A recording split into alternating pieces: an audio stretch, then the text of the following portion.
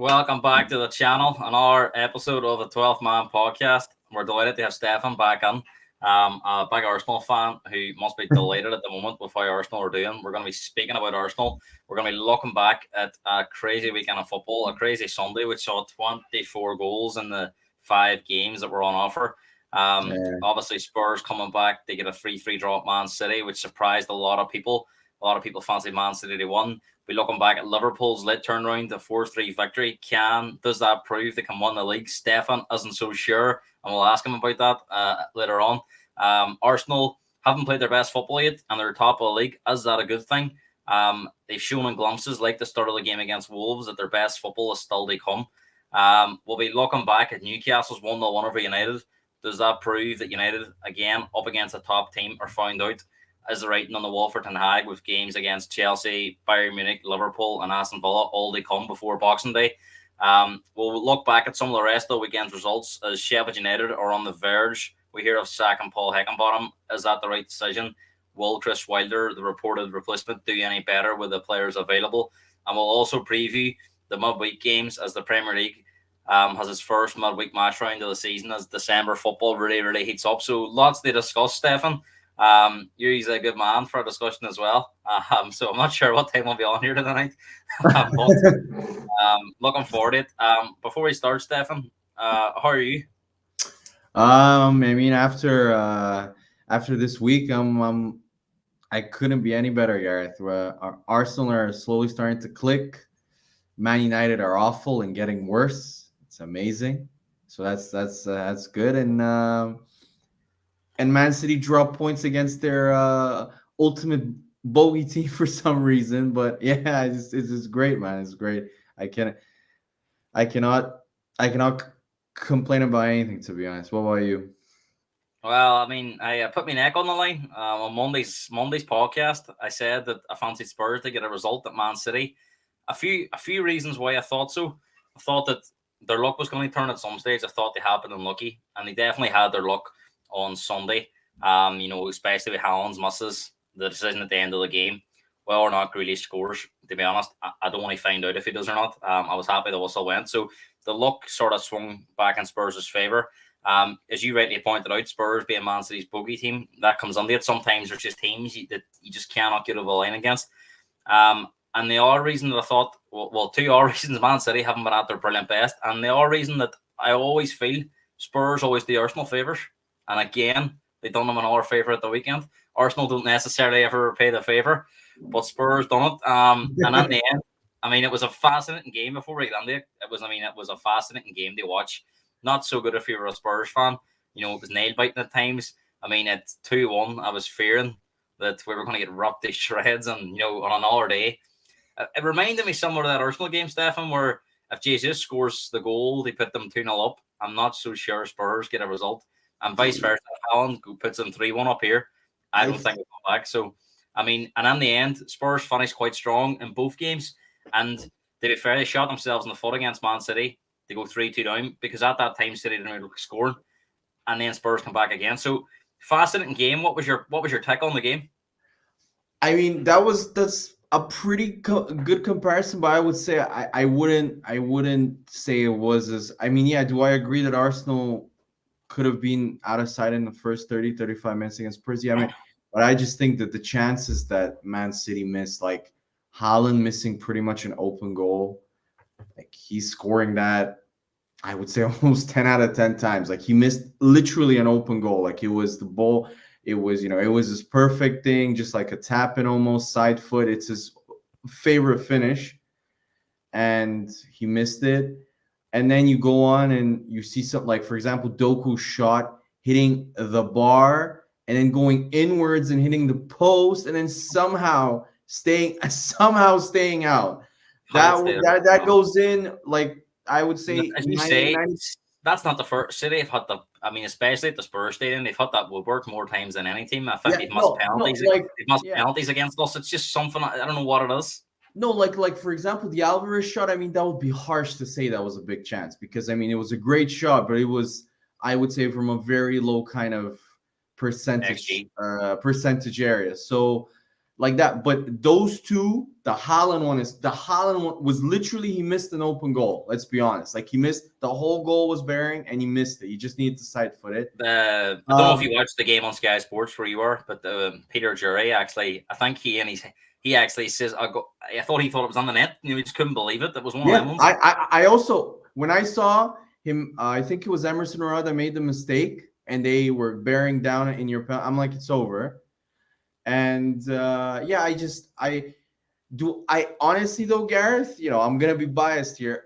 I don't think Spurs were as good as people were giving them credit for. I really don't. I think apart from the Lo Celso after he equalized, which again, I've always said this. The reason why I don't rate Rodri as much as Partey or Rice is because Partey and Rice are more athletic. And you could see once players start running at Rodri and he has to actually defend on the go, he's not that good. His defending for Lo Celso's goal was horrendous. He let Lo Celso go onto his left and backed off and gave him space.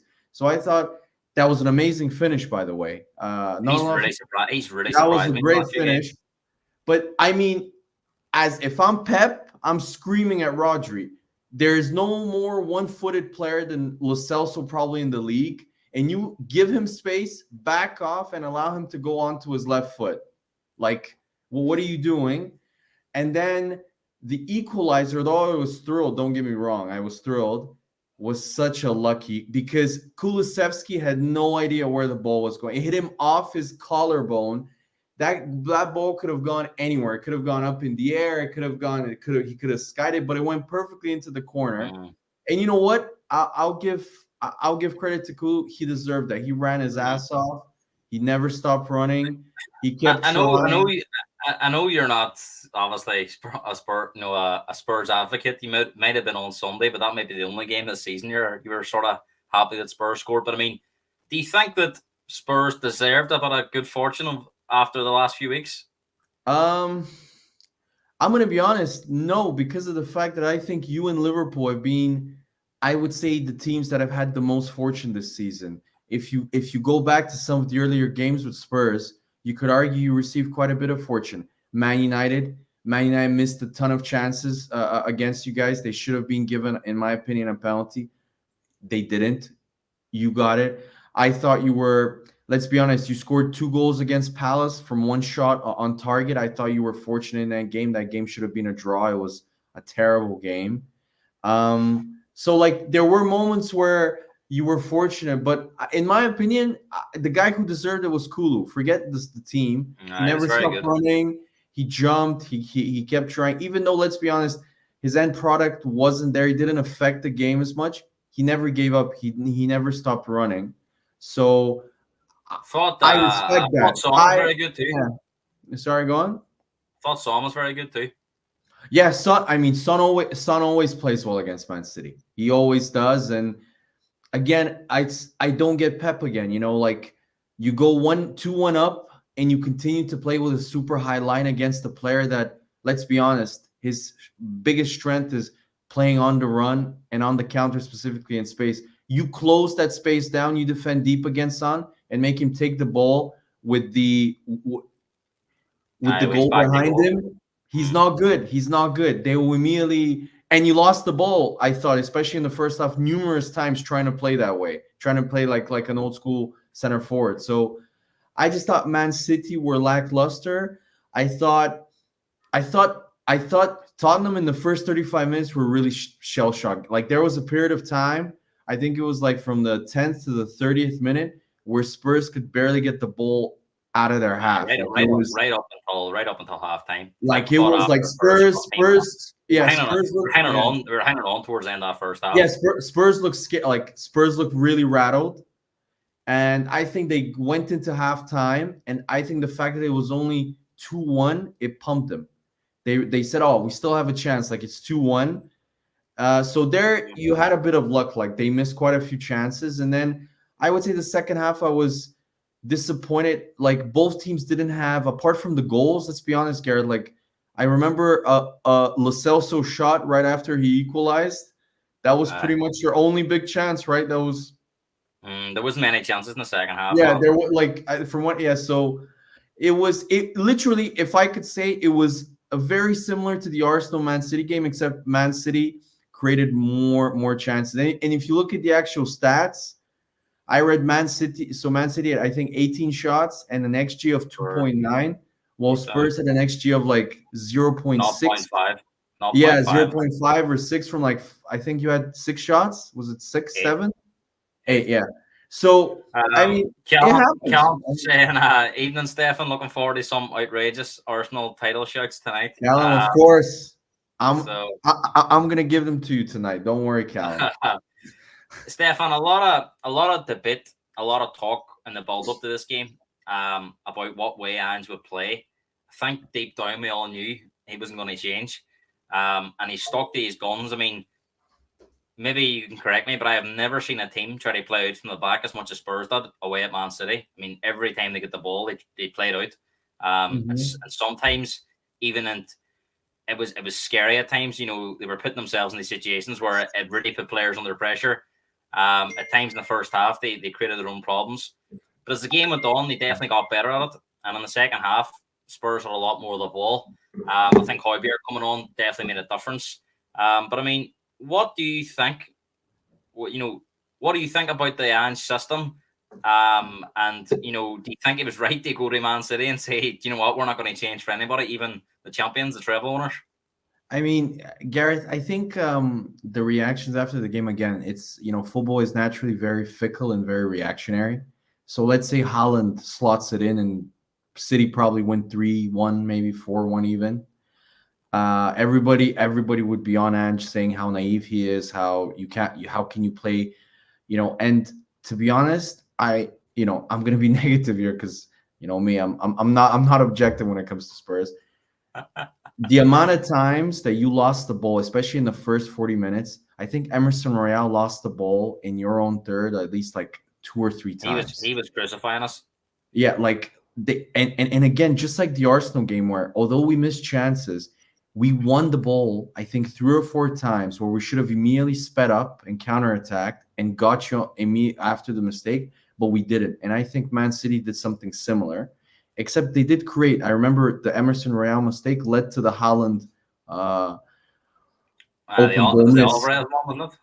Yeah. And then, but I honestly, I saw, again, the narratives. I've noticed this when it comes to, football fans are quite tribal.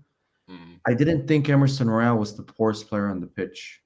I thought Bissouma was the poorest player. He didn't have a great game. He lost in the second half, especially. I mean, he was the reason why you guys scored a third goal. But I thought in the first half he lost the ball, I think, once, which led, I think actually he lost the ball and then they passed it to Alvarez and he shot and hit the post. I think that chance came from his mistake. But I thought in the second half he was abysmal. He should have, he was. Callum's in here. Bissouma is a tidy player, but he's so stupid. Lost it too many times in the season. I mean, I remember him doing something similar against Arsenal as well. He lost. He let the ball run his foot. Sometimes he's very, very casual, isn't he? He seems to miscontrol it or take his eye off the ball. He's overconfident, which I mean, because there's definitely a player in there. No. For me, I think the coach tells him, express yourself. Believe in yourself, even if you make a mistake. But here's the thing: it's kind of like I love this thing about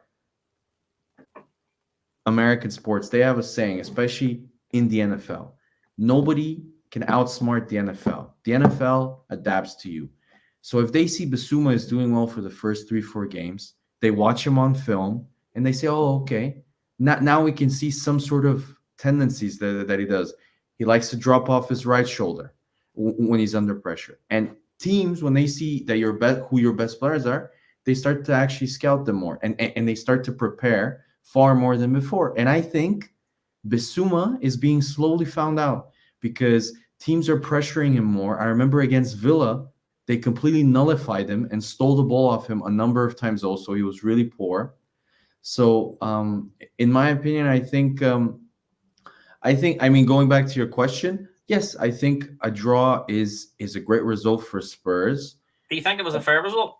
No. Come on. Stats wise, I think it was a great result for Arsenal, but stats wise, everything wise, I think I'm talking. I didn't think Man City played that well, but they still played better than Spurs and created Mm. more than enough chances to score. I would say, like, let's be honest, in the first 40 minutes, it could have been 2-3-0 City. Mm. Two Just and interesting because a lot of the pundits after the game, Roy Keane, Pjarger, and Neville, all thought that Spurs in the set with a better team second half and rightly deserved their point for having to come behind. Just interesting. Based on chances alone, you're right. City had far more. I mean, maybe in terms of maybe you guys grafted more and grinded, but I didn't see any sort of like in terms of quality where you guys were outplaying City, where for example you made a really nice move and you created and you were like opening them up and carving them up. Like for example, if when you watched the Arsenal Man City game, it was just a battle of which team is more defensively sound. Like it was both teams were kind of respecting each other far too much. I thought City actually And outmatched. isn't interested. Not say he's not interested in being defensive at all. No, he didn't do that. So I don't know. We'll see. For me, I told you, Gareth. For me, this isn't the real test. This was a free hit.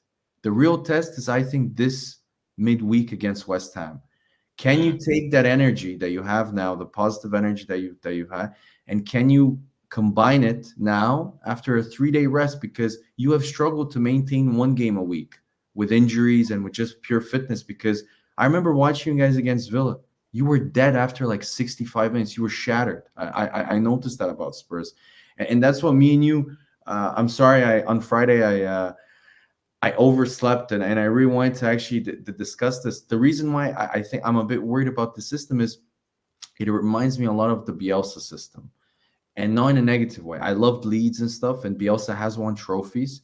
The problem with the system is that in the Premier League, I don't think it's sustainable once a week, let alone let's say if you get into Europe, because and you could see it there, and there's evidence in Leeds, and the main reason is injuries. It's too intense.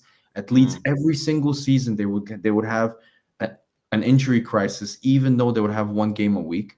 And the same thing is happening with Spurs, where against Villa, I before I used to think, oh, people are just trying to try and kind of downplay Ange and kind of diss him.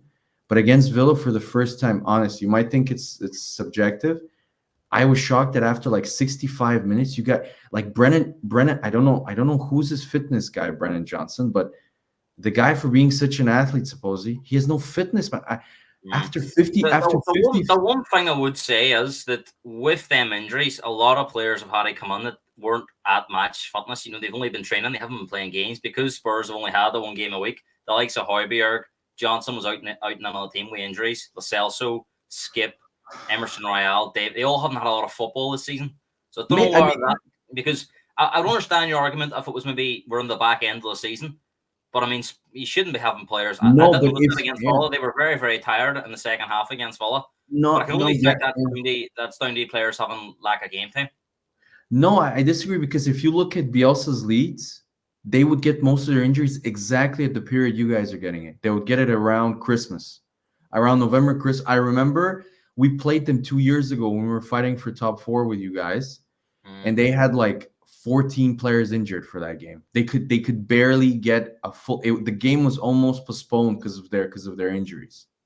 So well, to be fair, again, a lot of these injuries are freak injuries. The Van de Ven one, fair enough, some muscle injury, hamstring. no, that's that's from like for me in terms of I've trained the sport. Hamstring injuries, it's either fitness or it's tiring the muscle. There's only if it's a strain, if it's a thigh, if it's a calf, it's a look at the Arsenal right back, Tomiyasu. The moment he's injury prone, the moment he starts to play more and more and more, he gets an injury in his calf, which is his weakness, which is he's always got injuries there. But you look at the other players, the ankle injury. I was really worried when I saw it, because if it's a non-contact injury on a joint, that's usually really bad. Because of the Bentancur one, you can't train. You can't train for that. Like that's just a bad tackle. It's bad luck. But the Bentancur one, from what I saw, I thought it was a horrendous tackle. It was a horrendous challenge, but from what I saw, the reason why I think it's so long and people were surprised, it's just an ankle injury. It's not a per se. I think it's a high ankle sprain, which is much worse and takes much longer to heal. 3 months I'm here. Yeah, yeah. Usually they take like I had a friend, a teammate of mine. He had a high ankle sprain. He couldn't recover. Like a normal ankle sprain, like if you would recover for like maybe a month, 6 weeks, depending on how much you do recovery and stuff and how professional you are. The guy couldn't recover for like 3 months. It took him ages, and it wasn't even a full rip. So it's a really bad injury to get. It was a poor tackle from Cash, but again, I thought it was rich from Spurs fans when it was a bad tackle. Romero does that tackle every single game. And You with the Romero sees Matty Cash again because he wasn't no, happy no, at all. it just I get it. I get you have bad blood with Cash because he injured Doherty. the right Doherty. back, right? Yeah, Matt he, Doherty. he injured Doherty before, and Put this him was, out let's be for honest. 4 months. Yeah, that was a really. It was a very similar tackle where he was standing. That's the issue that people think it's intentional. Sorry, Stefan, just Yeah. to move this on. But Mm. final question on Sunday's game involving the Spurs side of it. Gary Neville says after the game he was very surprised that although Spurs did rather look, they were able to go to Man City and put together a performance with so many of their key players missing. Were you surprised at that? That the likes of Romero, Van de Ven, Bentancur, Madison, them four especially missing, all would be starters. Sarr was also missing, so 5 possible starters all missing. Were you surprised that they were able to go to City and put together because over the last few years under previous managers, when the key players are missing, Spurs have been seriously found out. So, were you surprised at that? To be honest, in a way, no, because I don't get it when Man City play you guys. It's like I don't know, they lose all they lose the ability to defend. They look super open for some reason on the counter attack when they look almost impossible to break down But against. what I mean is, not many of that starting 11. You would feel that Spurs would get anywhere near that Man City team. No, Don but is the only one. I can't think of any other, and he might even give a starter. So, I mean, it was a complete mismatch in terms of quality on the pitch. So, were you surprised that Spurs were able to push City back second half? yeah, I mean, I was surprised the Spurs kept fighting. That's the thing that impressed me. I don't think the game, especially in the second half, was one of high quality, but I got to give credit to Spurs in terms of they didn't give up. So even at 3-2, I thought once Grealish scored the third goal after the mistake, I thought Spurs, say, oh, damn it, we came close. We came close. Like we tried, but we lost in the end. And like most teams do at Man City, they just once Man City take the lead, most teams just give up. You guys didn't, and that was mainly because of Kulu. But I mean, you let's be honest, there was no pressure. Yeah, well, the question I want to ask you see, because a lot of Spurs fans are excited at the moment, some more than others, but I mean, a lot of Spurs fans sense that there's something building here, Ange, that compared to the days of Conte, we knew where the football was dreadful, and a lot of the games they won, they were fortunate they won. It was counter attacks or it was individual brilliance. I mean, the 3 goals yesterday, I know that the third one was very unfortunate, very fortunate with the shoulder, but it was good build-up play to the goal. The first goal was a good counter attack, and the second goal was a well worked goal. That's not and again, it was very much a team performance. It wasn't like down to a Harry Kane special or the last time we went, they had him one. It was all down to Harry Kane really and some good defending. Kane ran the show, didn't he? And he scored 2 goals and set up one. So this was down to a team performance. So I mean, do you think that Ange is definitely on the right track at Spurs and Spurs could finally maybe be successful under Ange? I think it's too early to actually say. I need to watch you guys now. I want to see you against West Ham. I can't give you a definitive answer because I want to see us way most of our players back, to be totally honest. But I mean, this concept that Spurs fans keep having these hypotheticals. If we had this guy, every team has that issue. Every team, of course. If only Arsenal had Partey and Timber, like Timber, for example. What I would say is it's very unusual to lose so many players at one time. I mean, that's very true. It's bad luck, but for me, in terms of, I want to see how you do with. There's a bit of, I know what you mean. There's a bit of pressure now to go and beat West Ham on Thursday. No, in terms of, because let's be honest, this season was all about, when I read, nobody had any expectations of Spurs. So every game you're going in, especially against the big, like the top 6 sides, like away to Arsenal, for example, or away to Man City or Liverpool. Like I spoke to a few Spurs fans, and it was almost like speaking to them after the Arsenal game, it was almost as if they won because they didn't get annihilated, because a lot of people were expecting Arsenal. Well, that's what I'm saying, but they were run off before the game, weren't they? Yeah. So like there's this, and honestly, that's much easier to play under than when there's pressure. When you have to, like, when you know, like, okay, we have expectations this year, we need to get top 4, or we need to win this, or we need to do that. And this year it's kind of like a free hit. So I want to see how he adapts.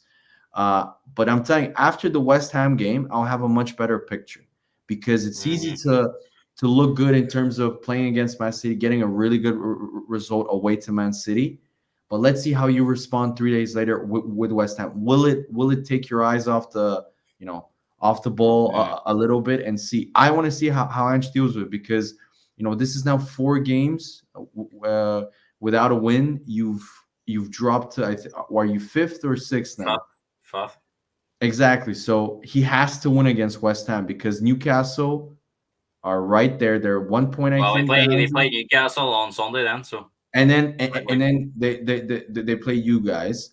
So it's gonna be tight. It's gonna be difficult. So I want to see how he actually manages. But I am impressed. I am impressed. I'll be honest. Like, he's getting a tune out of players like Lo Celso, for example. Like, I remember Lo Celso's first 2-3 months at Spurs under Mourinho. He was good.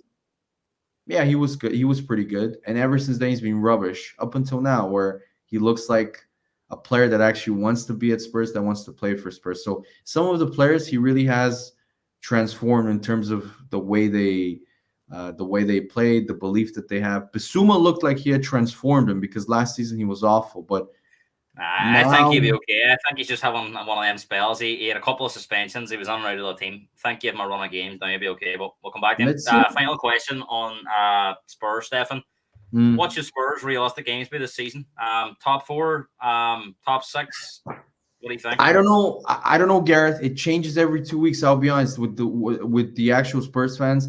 Like, I was on a stream with some Spurs fans. We were giving each other stick. They were like, when you guys were top of the league table, they were putting the league table as their background. So I'm like, okay, so what are your so like, what are your aims then? Are you winning the league? Are you gonna go for the league? Do you want to get top 4 every season?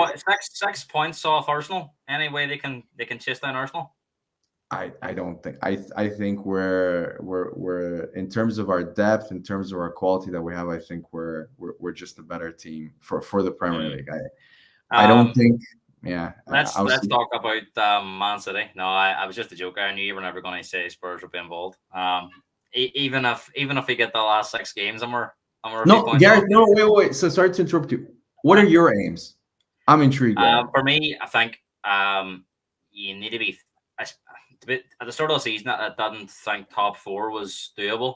I think it is now. We Newcastle, the other team, I think, that's been very unlucky with injuries, so they've struggled in terms of consistency because of injuries.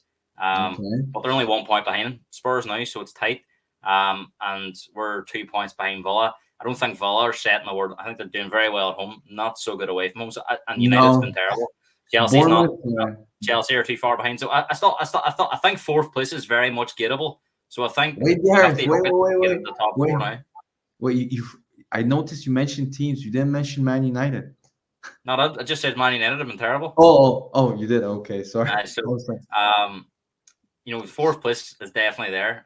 So I think you have to have a good run in the FA Cup. But as I said, the calendar. I mean, depending on how December goes, if we can win every game, I might have a different feeling come January. So we'll see. Let's talk about Man City, Stefan. So, I mean, yeah, let's do it. It's starting to get concerning if you're a Man City fan, I think, because, I mean, very unusual for them back-to-back games in the Premier League to be in the lead with 10 months to go at home and not see it through. Fair enough, you could say maybe once as a bye, it's an off day, but they do it back-to-back.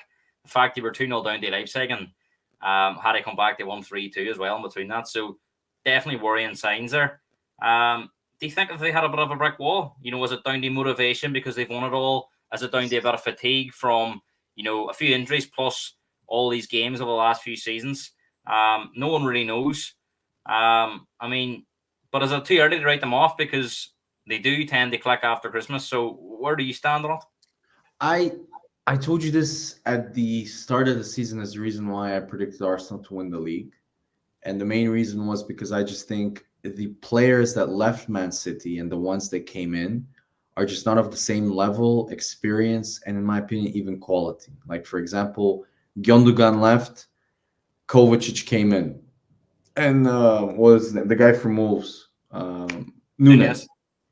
They're just, Gundogan is another level, especially when it comes to big moments. Gundogan, in my opinion, was their most clutch, most kind of X factor player, and he's just better than those two players. So they didn't fully replace him. Mahrez, again, another big time player who scores in big games. Scored against Real Madrid, scored against. Just always in the biggest of games he performs. Doku, really talented player, but doesn't have the same experience, and in my opinion, is not of the same level as Mahrez. Might get there, I'm not saying, but this year, right now, he's not the same level. And to then, be fair, I think he's the one signing, to be fair, that's done well for them. I don't know, as you say, the other ones haven't really done much. Yeah, Kovacic, let's be honest, has been, but to be honest, if you look at Guardiola's teams, usually new signings, never, like the Doku one is a rarity. Usually, if you look at every single new signing, really struggles, especially defenders. I'll tell you what, Stefan. Seeing Doku coming off on the 52nd minute yesterday, I was breathing, because he was running us ragged at times. I know Gray scored, but I don't think that threat existed. So I know what you're saying about Mahrez being a big loss, but I think Doku has done well. I think that, as you say, the biggest differences have been Kovacic, Gundogan. For whatever reason, Gabriel hasn't worked out as of yet. He's come on, he's been playing at left back. I'm not sure what's happening there. But he seems to be switching Hamanake. He's been awful. Let's be perfectly frank. I know he's got a lot of hype, but Guardiola left back is awful. He was awful against Liverpool. He was Johnson dodgy. left him for dead yesterday. Johnson. I think he kept Johnson under wraps for most of the game, but there was a moment or two where he completely got outpaced by Johnson. So again, he doesn't look fully. He's nowhere near as solid as Nathan Ake. But again, people forget Nathan Ake in his first season in Man City looked awful. Jack Grealish looked awful. Do you think this highlights how good John Stones is, that he's missing and they seem to be having all these problems at the back?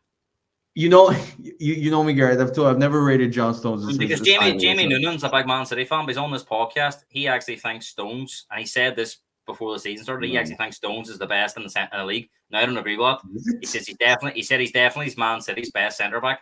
So do you think that's being highlighted even more now that he's missing? In my opinion, where maybe he helps them more than, I think, as a pure defender, Kyle Walker and Ruben Diaz are much better as pure defenders. But I think where maybe Jamie's right is where the build-up play, in terms of progressing the ball through the lines, in terms of taking it from defense. This is where John Stones is really good. But again, another example, John Stones, first season in Man City, awful. I remember him away to Leicester, I think, where they lost 4-0. He made a mistake, like he was off. So every player in Man City starts a bit slow. Doku is a bit of an exception. And again, you said Doku has been good. If you look at his numbers and compare them to Mahrez is way better. Doku might be good in terms of watching him. He doesn't. Yeah. His end product is not very good. So this is what I mean. And I think those type of players, once the going gets really tough, like the latter.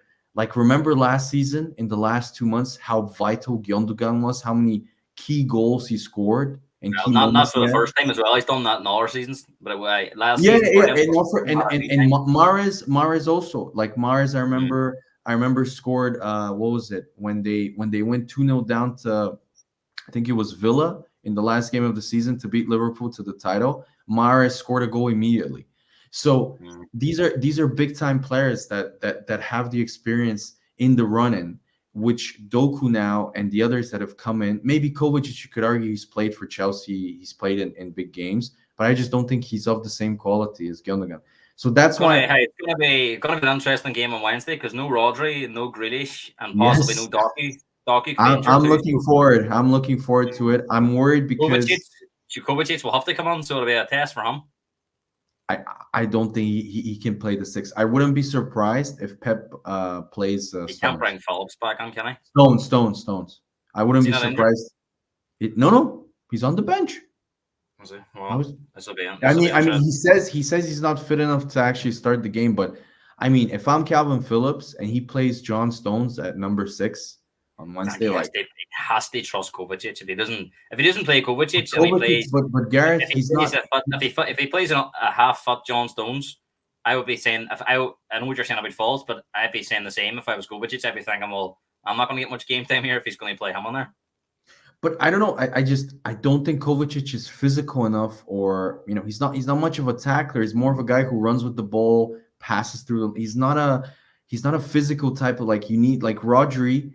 He's big. He wins headers. He wins challenges. Like, I honestly think they're going to be even more open if they play like this against Villa. Villa's midfield, in my opinion. I think that'll be we'll come on to the prediction for that game at the end, but I think that'll be a great game on Wednesday. I'm looking forward to that game. 10 goals conceded in their last 4 games.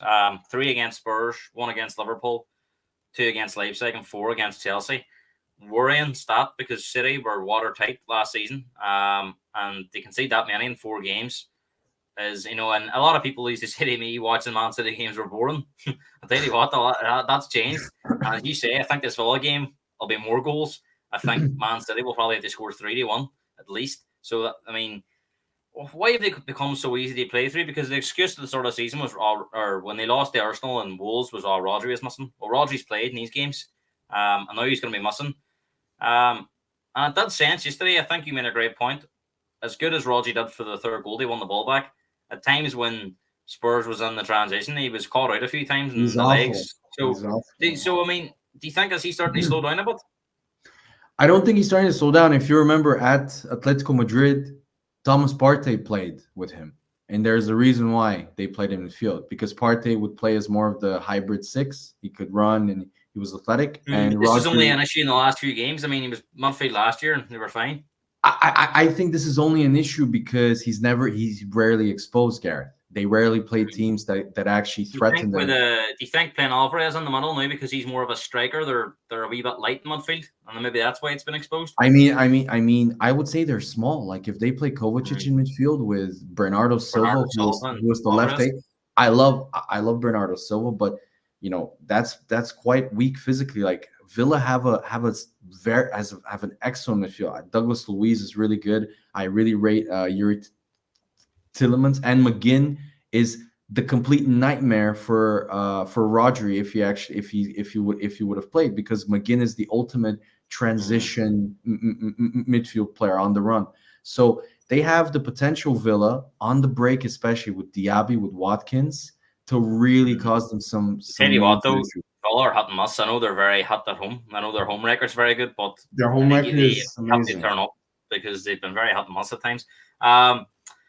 Interesting. So, I mean, that wasn't the only game yesterday. I mean, there was goals galore. And at one point, Liverpool were under serious pressure, 3-2 down, 8 minutes to go.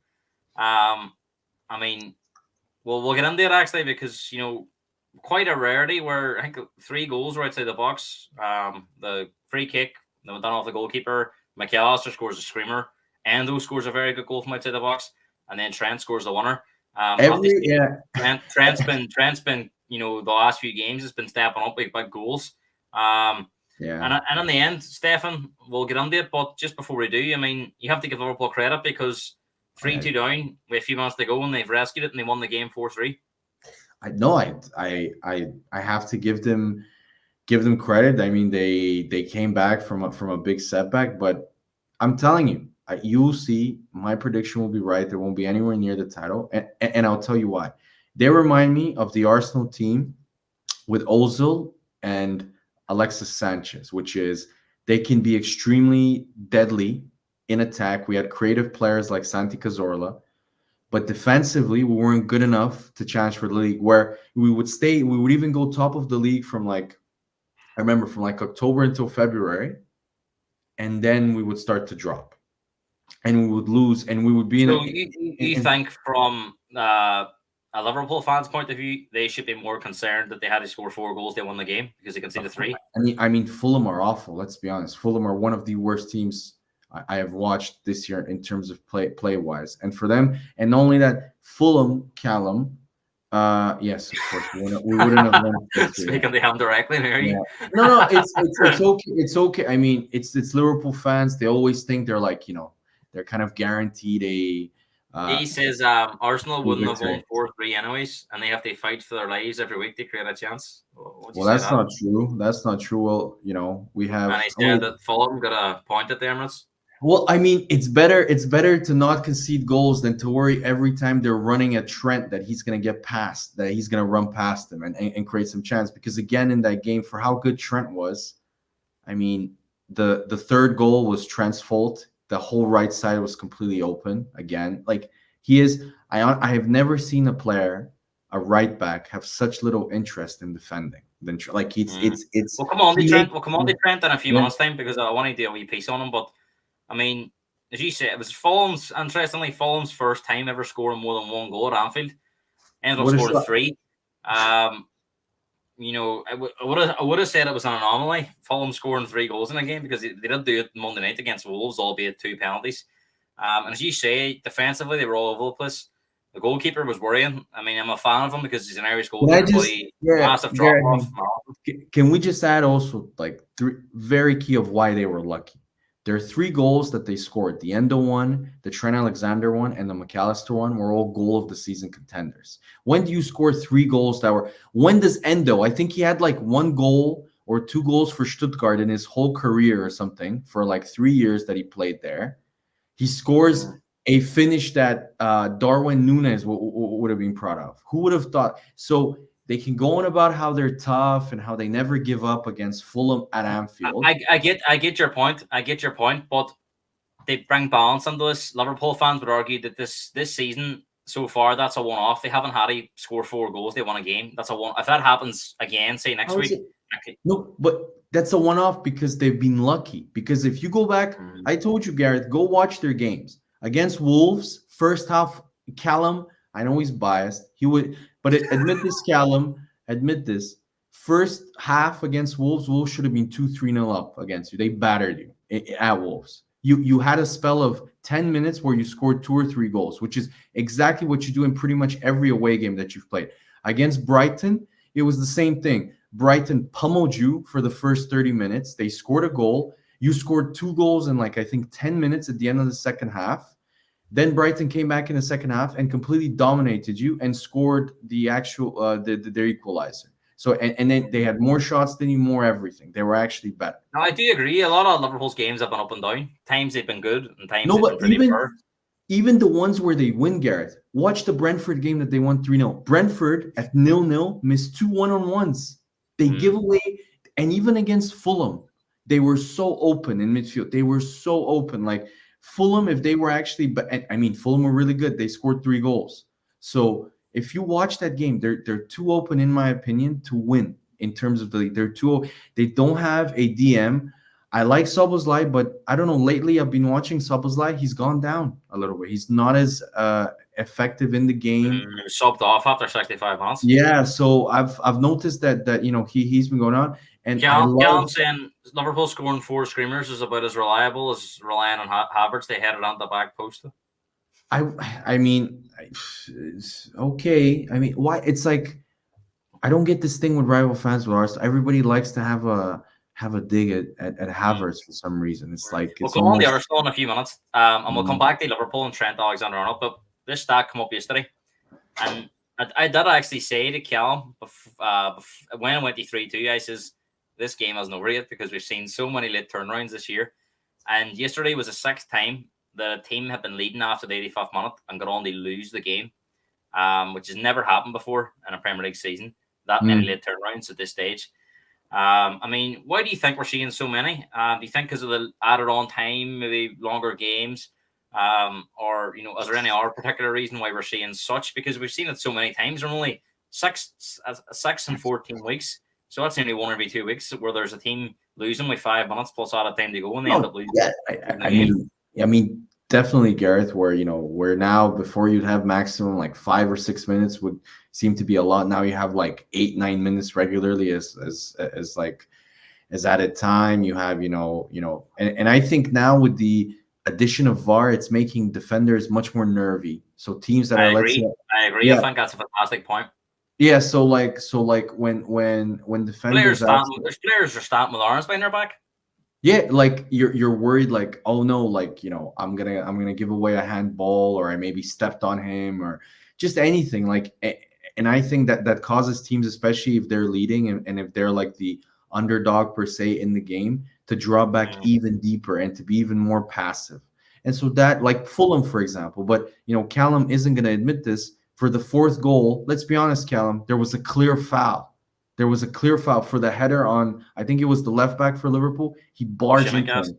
Yeah, he barged into him. So they can go on, they I'm telling you, they will get found out this year against the team that, they'll get found A out. lot of talk, Stefan, about Trent Alexander-Arnold, what his best position is, where he should play. We've seen him play midfield for England, albeit against lesser teams.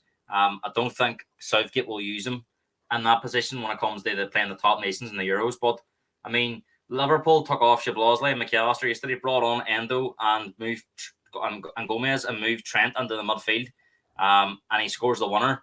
And a lot of Liverpool fans are now saying he needs to be playing midfield. Where are No. you at on it? Should he play at midfield or should he stay at right back?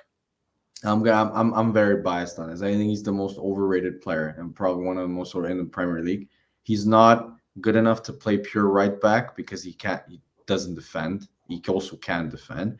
But in my opinion, he doesn't have I would say, I don't think he's good enough to be a center midfielder in the Premier League again. Liverpool fans can go on about him being this great. If he's such a great player, why isn't he playing center mid then? Can you tell me why is Endo playing center mid instead of him? If he's Would good. you agree his range of passing is very, very good? Yeah, but okay, Gareth. John Joe Shelby has a great range of passing. There are other, you have to have other skills. You have to have other skills like basic one-on-one defending, basic tackling. I'm really intrigued to see how many. Callum says definitely could have been a foul, not that biased. And I agree. I think it was a 50-50. The VAR is never going to get involved, but it could have been a foul. It's definitely, if this is a Liverpool fan admitting there was a mistake for Liverpool goal, then it's definitely a foul. So yeah. But see, I know what you're saying about Trent, but there's the argument now that, as you say, Liverpool were getting roughed open down that side, and does it meet the ends if they are struggling because of him being playing so far onside and almost playing in midfield? That it would be better if they signed a right back. I think the problem is they don't have a right back. They play in that position. They signed a right back, didn't they? Callum will tell us. They signed some Spanish guy, right? He's very young. He's been injured, but I think they signed like an out and out right back. I'm not saying they're going to sign him, but imagine they signed a Kieran Trippier. I know Newcastle would want to let him go, but if they signed a Kieran Trippier, does that free up Trent? They move on the midfield then, for example. But where does he play? This is the thing, because they drop Szoboszlai, they play Trent because they're going to need to sign a defensive midfielder. I'm not sure Trent can play as number 6. I don't think he's disciplined enough. He's too chaotic. He goes from position to position. I honestly, every right center back that plays with him, I feel sorry for them because they have to play 2 positions every single game because they have to cover the right back spot and then they have to cover the center back slot too. No wonder Matip and Konate cannot stay fit. The guys have to run like twice more than normal per game because Trent Alexander-Arnold has now moved to striker. So for me, it's. I agree with a lot of the points you're saying, but I definitely think he's a talented footballer and he's got an eye for a goal. He's definitely got an eye for a goal, and he can see a pass from here to anywhere. You know who he's like a little bit in terms of, he reminds me of Ozil. He's a luxury player, which is you need to have the perfect team.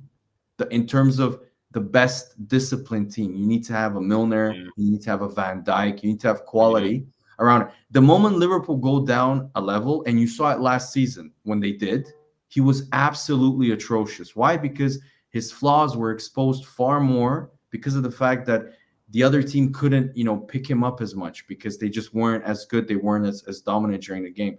I just think, in my opinion, I don't think his creative talents are amazing. in terms of his. Actually, if you look at it, since the last 2 years, creatively, assist wise, he hasn't been as good either. Because I think Liverpool as a team have gone down. Callum saying So who cares that he can't defend? Well, I mean, for me, right back, if you're playing right back, you have to be able to defend. But he's saying he's one of the best players in the world. oh my, this is what I mean with Liverpool. This is what I mean with Liverpool. The guy can't even make the England team. He's one of the best players in the world. He's not even the best. Like he's not. In my opinion, he's not even in the best three right backs in the Premier League. So this is what I mean. So I mean, how can you say he's such a good right back when you want him to play in midfield? Why would you want him to play in midfield?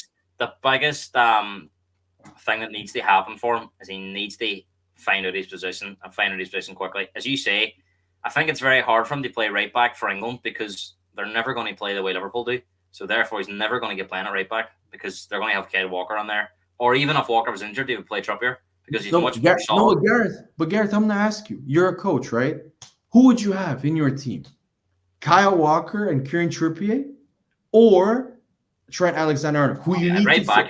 You're picking them two over Trent at right back. Any day, I would have, and he's gonna. I would have Ben White any day of the week because Ben White is really good, but he's also really solid as a defender. And the problem again in midfield, whilst I think you can do a job against I don't see how he's not going to play over Rice. He's not going to play over Bellingham. And I think the other spot could be Madison or Foden. He doesn't. How can Liverpool fans expect him to play in midfield for England when he doesn't even play in midfield for Liverpool? Like, that's what I'm saying. I think now between now and next season they need to find out where they're going to play him because I don't think as you said. Like, I mean, if like as good as he is and talented, I'm a massive fan.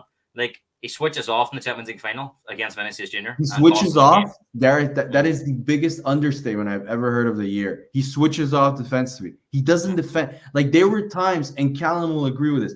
There were times he doesn't even track back. Callum. He doesn't even try. Like it's obvious.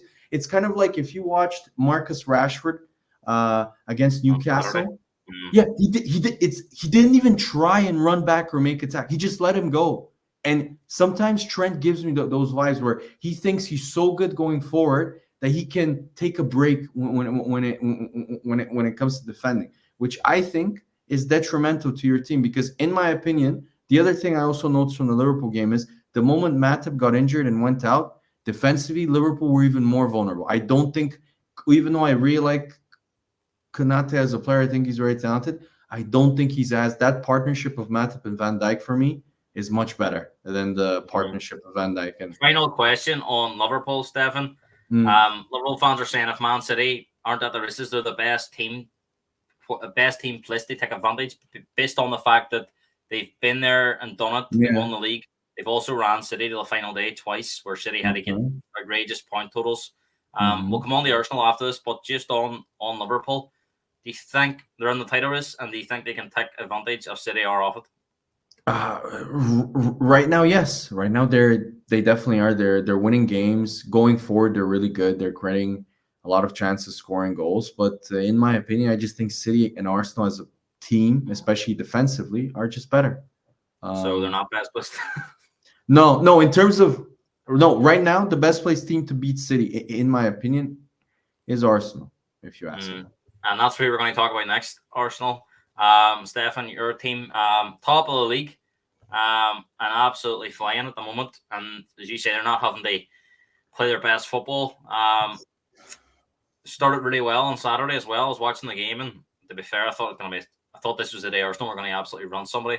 But Wolves, to be fair, they didn't give up. I'm very impressed with Wolves this season. I think they've been very unlucky not to have more points than they do. But based on results this weekend, with Man City dropping points, Arsenal's gap before the ball was kicked on Saturday is 1 point. That's now extended to 2 points. Obviously, not a lot of difference. But to be 2 points clear is a nice feeling. After 14 games, now in the December, Luton away tomorrow night, again playing first before City and Liverpool. So you would expect them to win and put pressure on them teams on Wednesday night. Liverpool, again, very similar level team in terms of they're playing Sheffield. You would imagine they'll win, but City's game very tough. Yeah, but Sheffield fired their coach. They have we'll talk about that at the end. New manager. I don't see much happening. I think Liverpool and Arsenal will be okay. But we'll come on to that. I mean, 2 points clear, Stefan. How pleased are you with how it's going so far? I mean, I cannot be happier. I mean, supposedly, if you read the media, Arsenal aren't playing very well yet. Arsenal aren't playing very well yet. Have the best defense in the league and What concede the about least. Jamie Carragher saying they've no chance of winning the league? Yeah, Like this. Jamie Carragher. If you ask him, I don't get his opinions sometimes, and this one I don't understand. I mean, he wouldn't know about what it takes to win the league, so I really don't think he should talk too much. And Roy Keane has told him numerous times, like, pipe down a little bit. Don't tell us what is needed to win the league. You never did. So yeah, I mean, I think he's wrong. I think that the key to winning the league, in my opinion, is having the best defense in the league. That's my opinion. Because if you look at Arsenal last season, we lost the league based on our defense and mainly our goalkeeper, in my opinion. We drew at West Ham when we were 2-0 up. Because of poor defending, we drew at Anfield 2-2. We drew against Southampton 3-3. We conceded 3 goals against Southampton at home. Just stupid, conceding goals. So I think if we can keep on winning like this, making it boring, I wouldn't even call it boring. The Wolves game was. Do you see similarities in Arsenal last season to Liverpool this season? Like you say, 3 goals against Southampton, bottom of the league, 2-0 up against West Ham, conceding 2 goals. And like at the very start of the season as well, first half of the season, Arsenal were blowing teams away. Especially at home. Like Liverpool at home or in that Fulham game have been absolutely smacking teams at home. And that's why I'm really impressed with Arsenal this year, is because Arteta has evolved and has looked to have much more control in the game. And I just thought against Wolves, we blew them away. The first 40 minutes should have been 3-4-0 easily. And then even in the second half, Eddie Nketiah missed should have scored. Like Odegaard was insane in that game. He should have had like 2-3 assists. Trossard should have scored. We hit the post. Like we're. Is that a worry up front that you haven't maybe got clinical players? I've always told you, Gary. Whenever that's the only difference I think between us and City is that they are ruthless. Like you saw again, they weren't playing well in the second half. They weren't doing anything. What's his name? Bissouma makes a mistake. Boom, counterattack, goal, 3-2. And Arsenal aren't as clinical, but we against Wolves. First 2 chances we had, we scored. We just needed to kill it. That's what we need to learn. We should have killed it. We gave them hope at the end, and we didn't even give them. We gave them the goal. Like Zinchenko tried to give them like 2. I never really felt. Obviously, when Wolves scored, you feel that's going to be a nervy finish. But about 2 or 3 minutes later, never really looked like Wolves were going to score. No, but if you look at it, we were in the second half. It annoyed me. We came out. We were playing like first or second gear. Zinchenko was.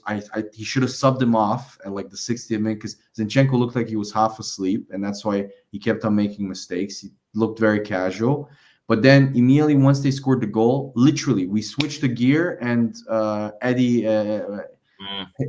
hit the post. Should have scored. We immediately created a chance. So I just think we're managing our games much better. We're not playing basketball games like last season. Although we were more entertaining, we were much more open at the back, and we were much more likely to concede in a way.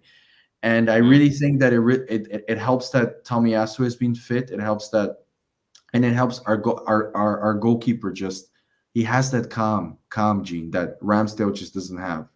He just has it. I mean, do you think Arsenal have shown glimpses of their best football in like different spells this season? Like the first half against Lens, where they scored 5 goals. First half against Wolves, shooting out of sight. The first half against Spurs. Second half against Chelsea. They probably not really put together a 90-minute free-flowing football game that's been very controlled, and maybe that's by design, but they have shown in glimpses that they can turn it on. I think that Wolves, to be fair, especially the first 20 minutes, that was some of the best football I've seen from any team this season. I hate to say it, but the way they moved the ball was very, very good.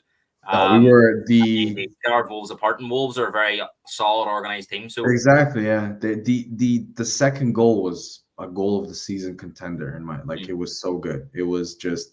And you saw the effect of Gabriel Jesus. I thought Gabriel Jesus was tremendous in the game in terms of opening up the play, creating passing lanes, and just building up the play brilliantly and just creating attacks. But I'm looking forward to it. I still think we can go up another 2 or 3 gears, in my opinion, in terms of especially going forward. But I really think people forget that when a lot of pundits and commentators say Arsenal haven't been as fluid offensively. Yes, because literally Gabriel Jesus has missed 2/3 of the season. Martinelli missed a month of the season. Odegaard They've had about 4 different players play that striking role. They've had yeah, Nketiah, Jesus, they've had Havertz, they've had Trossard. exactly. Trossard has played left wing, has played number 8, has played striker. Havertz has come in and out. He's looking much better also. That was a real positive. But for me, the biggest positive of the Wolves game was the first game where I saw last season Odegaard, where he was just imperious, where he was just creating, doing his little passes.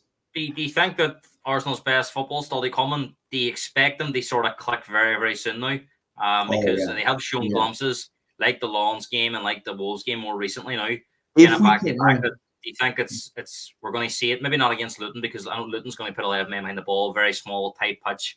I think, to be honest, that Luton game, you just want to win and get it out of the way. I mean, I'm looking forward to it. It's actually my work staff party on Saturday, and I'm really looking forward to the Villa game at 5:30, because a few of the lads are meeting early to go and watch that. That'll be awesome. And I think that's a game where Arsenal will try and target to go there and put on a performance. Honestly, I really think I love the way we play. I love how we've evolved. We look much more mature this season. Maybe sometimes we're playing with too much of a handbrake, especially when we go in the lead. But I'm just really impressed with how we've learned from our lessons. And Arteta has also learned in terms of making earlier subs. This season, for example, no other team has more goal contributions from subs than Arsenal, which is a sign. Before, Arteta would refuse to make subs, would refuse to rotate. So now I think he's slowly starting to actually trust his players more and play them. So for me, it's the team is evolving of itself. I do think in January we need to sign a defender, just in case, or a midfielder. I'm reading. Supposedly, we really like João Paulinho from Fulham, because he'll be much cheaper. Do you think they'll go back on for Douglas Luiz? No, I don't think Villa would sell him. I really don't. I don't see why. Why would you sell one of your best players when you're pretty much in a top 4 race for the first time in when's the last time Villa? I think it was under Martin O'Neill in in 08 or 09. So no, they were. But João Paulinho, I'm reading for around 45 million euros. If he's worth that, João Paulinho for me is as a pure 6. Interestingly, he was very good. And I remember watching the Arsenal Fulham game at the start of the season. He was very, very good. He was amazing. Yeah, he was. I mean, he wins. Yeah, he wins everything. The only other player that I see that wins pretty much every duel is Declan Rice. So he's he's nowhere near as good as on the ball as Declan Rice or Partey, but in terms of just a pure tackling player, like a number 6, like a Fabinho type, he's amazing. And the other positive, which I think why we want to sign him, is he can play center back also. Final question. You probably know what it is as well. Are Arsenal better placed than Liverpool? They won the league this season, and I'm guessing you're going to say yes based on what you've been saying. So go and tell me why, and the likes of Callum and the other viewers, who most of them are Liverpool fans, why Arsenal are in a better position. They won the league than Liverpool this season. I'm gonna start with a very funny reason. Joe Gomez. If you have Joe Gomez on your team and he comes on as a sub, the other team always has a chance. So Callum knows this as a fellow Liverpool fan. But no, in my opinion, Arsenal have more depth in pretty much almost every single position. If you look at, especially in midfield, I think Liverpool are very lightweight. I don't think they have a defensive midfielder. Liverpool fans can go on about Endo, but let's be honest, that was a panic buy. And just watching him, he doesn't look like he's. I mean, you pretty much replaced Fabinho with Endo. That's not equivalent whatsoever. I think Matip. I think your defense. I think Konate is really talented and good, but I just don't think he's of the same level as Matip was when he was really good with Van Dijk. I think Andy Robertson has gone down a level. He's not the same left back as he used to be, and now he's injured. Tsimikas is not as good. And I just Trent, you only have one right back. The only place where you can say, oh, we have more options than you, and maybe we're better, is going forward because they have Luis Diaz, Darwin Nunes, but everybody criticizes Eddie Nketiah and Jesus for not being clinical. I mean, Darwin Nunes, I mean, come on. Like the guy, he either scores a worldly or misses the easiest chance in the world. So He's not reliable. yeah. So in terms of like, and I love Jota, but he's always injured. He's quite injury So prone. would you go Arsenal, City, Liverpool in that order? I don't know. I actually think there might be a chance City go third this year. I think they're really Liverpool second, possibly. I really think winning a treble and then not only that, winning a treble and then losing key players So if won. Liverpool are second, if Liverpool are second, then maybe you're ahead. Well, what's the gap between second and first points wise? Tight, or expect Arsenal they want to comfortably? No, because I think there's a difference. Liverpool are playing Europa League, so I think it's especially in the first, I think, few stages of the Europa. I think it's a leveler. I think it'll be easier for them to rotate than for us, for example, because we're in the Champions League. But I don't know. I have a feeling City are gonna drop. I know it's impossible, and people think they're gonna go on a run and stuff. But I just don't think they have the same motivation. And I don't think. I tell you what, I think Arsenal and Liverpool fans would have been fighting for second place. The Spurs had kept their players fit, to be honest. Oh my god! Okay. I'm winding you up. Let's move on. Newcastle humbled United on Saturday. A lot of talk. That was great. A lot of talk going into the game.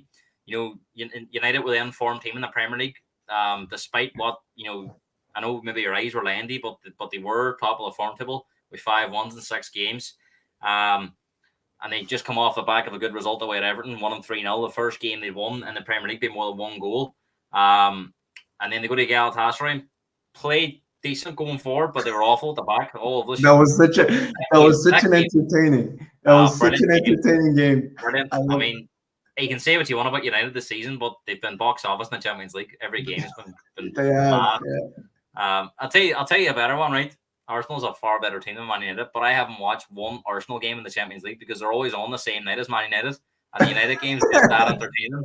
It's just been brilliant. But funny because in the Premier League, they're a bore watch. I don't know what the difference is in Europe. They seem to be in high-scoring games in Europe, and they're low-scoring games in the Premier League. But anyway, Newcastle, with a lot of injuries, I mean, they put United to the sword. I mean, one of the most one-sided 1-0 games you'll ever see. I mean, what did you make of it, Stefan? I mean, it was predictable. Let's be honest. Even that whole run that people were going on about, that they were the most informed team. I mean, let's be honest. They barely beat Luton. They barely beat them 1-0. They barely beat. Did they beat Fulham in the last minute? Like, that was such a bad game. Fulham had more shots than them. They barely beat Sheffield, a worldly from Diego Dalot, even though Sheffield had double the shots they had and higher XG. So they've been, you said papering over the cracks in your topic list. Not papering. There's no paper. The cracks are very, very self-evident. Like, you can see them. They're so obvious. But in my opinion, I just think, I've told you before, we've spoken about this, like, their culture is just bad. It's awful. It's a lose. I mean, just to give you one example, right? I read today that Andre Onana, not today, like a few days ago, that Andre Onana is thinking of not going to the African Cup of Nations because he's afraid he's gonna lose his place to the Turkish guy that they signed.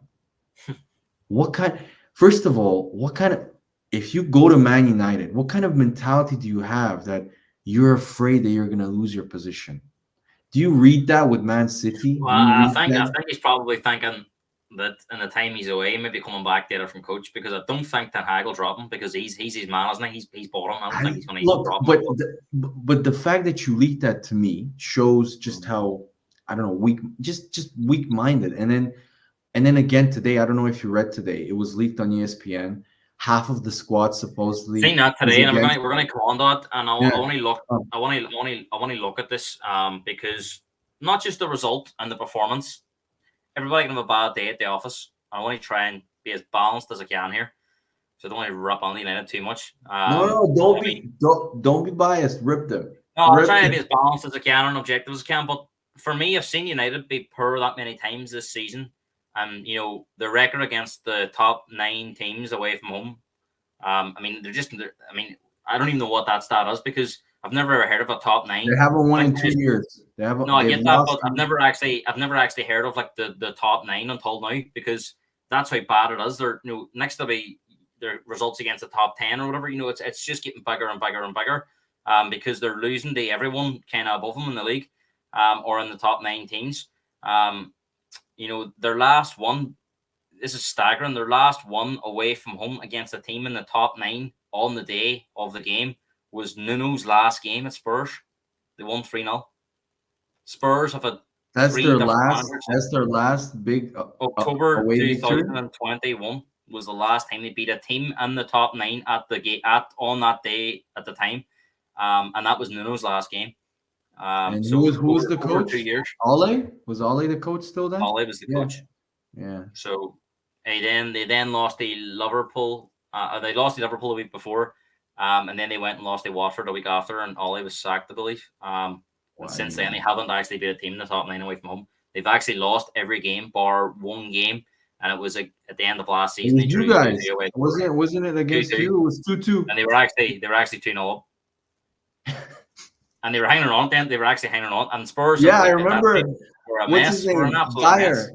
Dyer missed an open goal pretty much. But as I said, we've seen enough performances to base that on. So what I looked at on Saturday was the body language of the players, the likes of Rashford. Right now, we can analyze Martial, but we've seen it from Martial before. The likes of Rashford, particularly McTominay. I thought first time I've seen him like it. I mean, it doesn't look good, Stefan, if you're the manager on the sideline, and even his body language. There was one point they cut to the United technical staff. He was sitting there with Steve McLaren and some of his other assistants, and it's as if they didn't know what to do. I mean, it's worrying if you're a Man United fan. Before I remember people were giving Daniel Levy flack for not hiring Ten Hag because I read supposedly they had an interview and Daniel Levy thought he was boring and had no charisma. And to be honest, it seems that he was completely right. I just think that me and my brother were having a really good discussion about this, and he came up with a really good analogy. My brother called him the Dutch Unai Emery, which was basically he's very good when it comes to coaching younger players, tactically, just a pure coach. He's very good probably. But when it comes to managing the politics of a big time club, managing the big personalities, managing difficult personalities, Unai Emery couldn't do that. Like at Arsenal, for example, he lost the dressing room because exactly what Ten Hag has done at Man United, which was he first exiled Ozil, kicked him out of the squad. Then Arsenal started struggling, and he went back on that and brought him back into the squad. So immediately the whole squad didn't take him seriously because of that. What did something similar here? Didn't they? McTominay, Maguire. Exactly. He pretty much at a press conference, I remember preseason said McTominay and Maguire. He pretty much hinted I want them gone. Like they don't have a. They were gone. They actually accepted offers for them. I remember. Terms. He said I remember he even hinted that Maguire should accept the move to West Ham because he's not going to play a lot. And now suddenly he's probably one of the first names on the team sheet. McTominay is also similarly also in terms of the same level. He doesn't think they're good enough. And now, so how could the squad take him seriously? He signs Amrabat, for example, but plays McTominay instead of him. He's lost the whole. I'm sure the squad. Funny enough, Steph, I remember. I think it might have been me and you talking about this maybe back in October time. And that stat come out about 2 or 3 players in the dressing room. He'd lost them. Yeah, and I said that's worrying because usually when you lose, say maybe 10% of the dressing room, that can quickly turn into 20, 30, 40. I read the report today, over 50% now of the dressing room. No, but the funny thing for me is, the funny thing for me is, Gareth, is how do they come up with these percentages? Like, do they count the amount of players that are against? Like, how is it like 40? But like, forget. But I'm going to say this.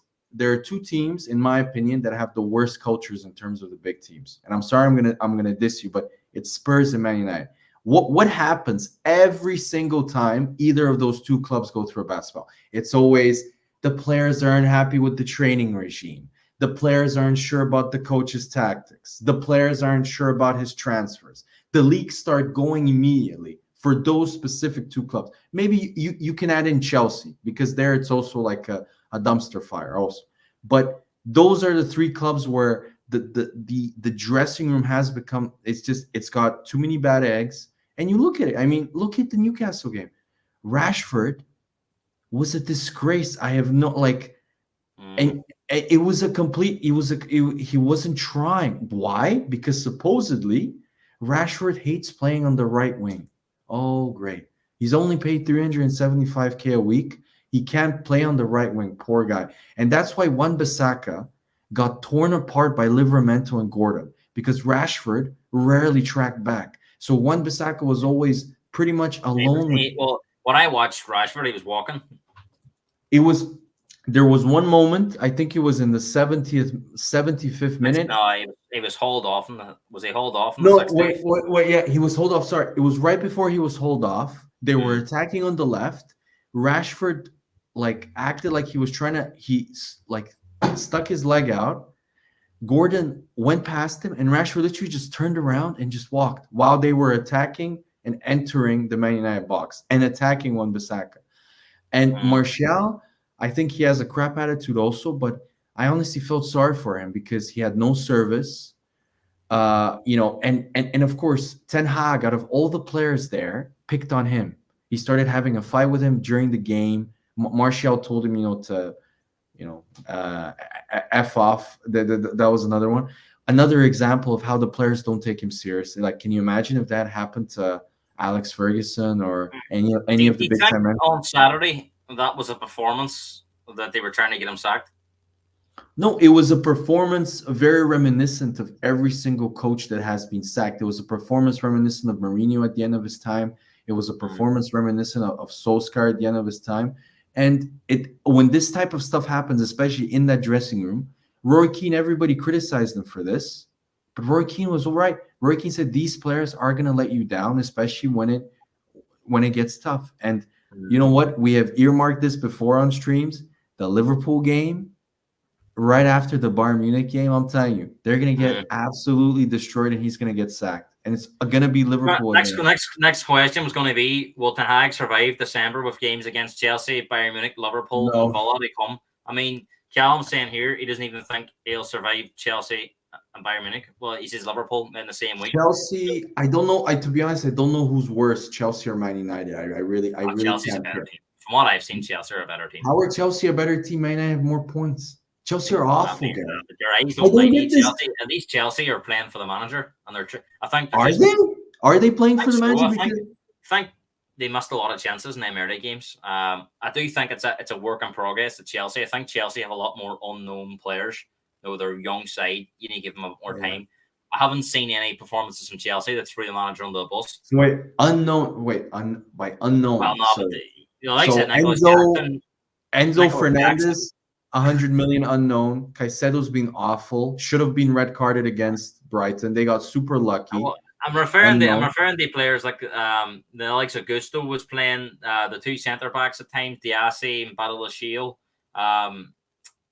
What's his name? Jackson, Mudrik's young. I know he's still a lot of money, but he's still a young player. I think Jackson. By the way, Jackson is awful. I think, but still should have been a character. Don't need 10 men at the weekend, and they won against Brighton. I still think Chelsea. No, but they won against Brighton only because the ref gave them a joke of a penalty. Let's be honest, that was a joke. That penalty.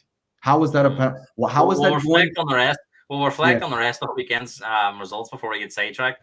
I want to finish off this game. We chatted about Newcastle because I feel they definitely deserve a mention. I mean, a lot of injuries, Stefan. Down to the bare bones, really. I mean, I think that was their first sub in 190 minutes because of the added time on there. They brought somebody on the 95th, 96th minute. They didn't make any subs against PSG because it was all really youth players and a couple of players that they're the likes of Matt Ritchie, who isn't really involved, and it was Hanky come on. So they haven't How is got a that? lot of options at the moment, Newcastle, and like they've got 2 games this week, away to Everton and away to Spurs, 2 difficult games. But I mean, how much resilience have they shown? I mean, they They're absolutely tough. tore United to shreds. No, they're tough. I've been super impressed with Newcastle. Even though I really disliked them after the Arsenal game, I still respect how they play, how tough they are. And this is all on the coach. This is all on the coach. I think Eddie Howe is one of the most underrated coaches in the Premier League. Nobody talks about him as much as they do. Sorry, just did others. you mention him? Sorry, just did you mention him? Sorry for jumping on, but do you think Newcastle should be worried if Southgate steps down after the Euros or he's sacked? Oh my God, that would be amazing. Actually, Eddie Howe's the England coach would be great. I think Newcastle have too much money. They will do everything to keep him. I think the way he's transitioned Newcastle this season. I know they struggled at the start of the season with the Champions League. They were pretty much shattered and down to the bare bones. But just look at how just look at the players. How Jamal Lascelles was. Let's be honest. Before was like a championship player. He looks like a really solid center back. He looks like a very adept center back. Like he's looked very. I mean, he's not Sven Botman, but he's still very good. Fabian Schär has turned into.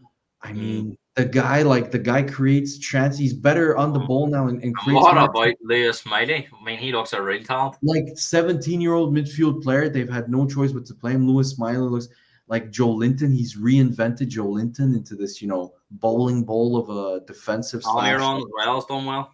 Almiron, Jack Grealish was joking around 2 years ago about how crap he was. Now Almiron is, a very Anthony Gordon looks top level. Anthony Gordon looked at first, he looked a bit. He doesn't have a lot of end product, but now he's getting goals almost every game, and I'm so impressed with how he's turned over the squad, and he just keeps getting injuries. Now to his best defender, he got a massive injury. So Pope's out to April too as well with a dislocated shoulder. Yeah, and I wouldn't be surprised if they move for David De Gea or for Ramsdale or for Ramsdale. Lloris is available too. Maybe Lloris might be. Yeah. I mean, last question. I mean, do you think Newcastle are favourites for 4th place, but bearing on the fact that they were there last year, and when they get their players back, they've got a strong squad there. There's a possibility they might not be in the Champions League after next week, depending on they might well fancy themselves to beat Milan, but Dortmund have already qualified, so PSG go there with something they play for. Dortmund not, but it won't be easy. But I think a lot of people still expect PSG to win that game, so they need a favour. If they're out of the Champions League and they're in the Europa League, say, do you think that favours Newcastle?